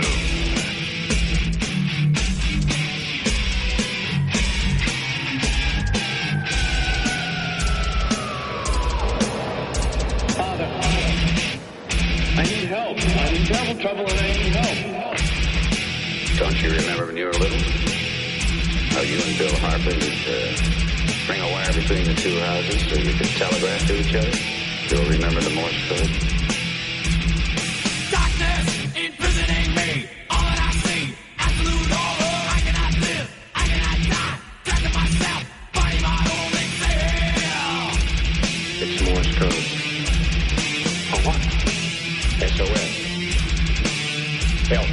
Landmine has taken my sight, taken my speech, taken my hearing, taken my arms, taken my legs, taken my soul. Left me with life in hell. What's he say? He says, kill me. Over and over again. Kill me. Don't you have some message for him, Padre? He's the product of your profession, not mine.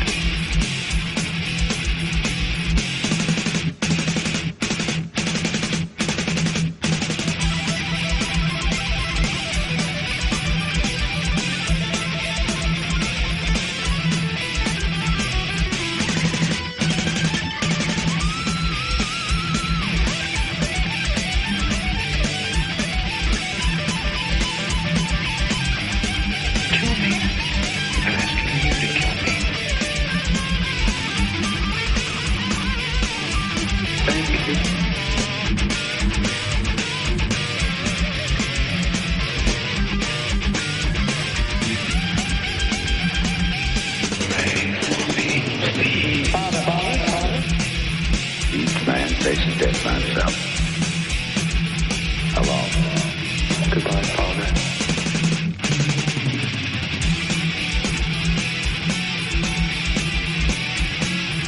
Inside me, I'm screaming. Nobody pays any attention. If I had arms, I could kill myself. If I had legs, I could run away. If I had a voice, I could talk and be some kind of company for myself. Why don't they get it over with and kill me? I could yell for help, but nobody'd help me. I've just got to do something. I don't see how I can go on like this.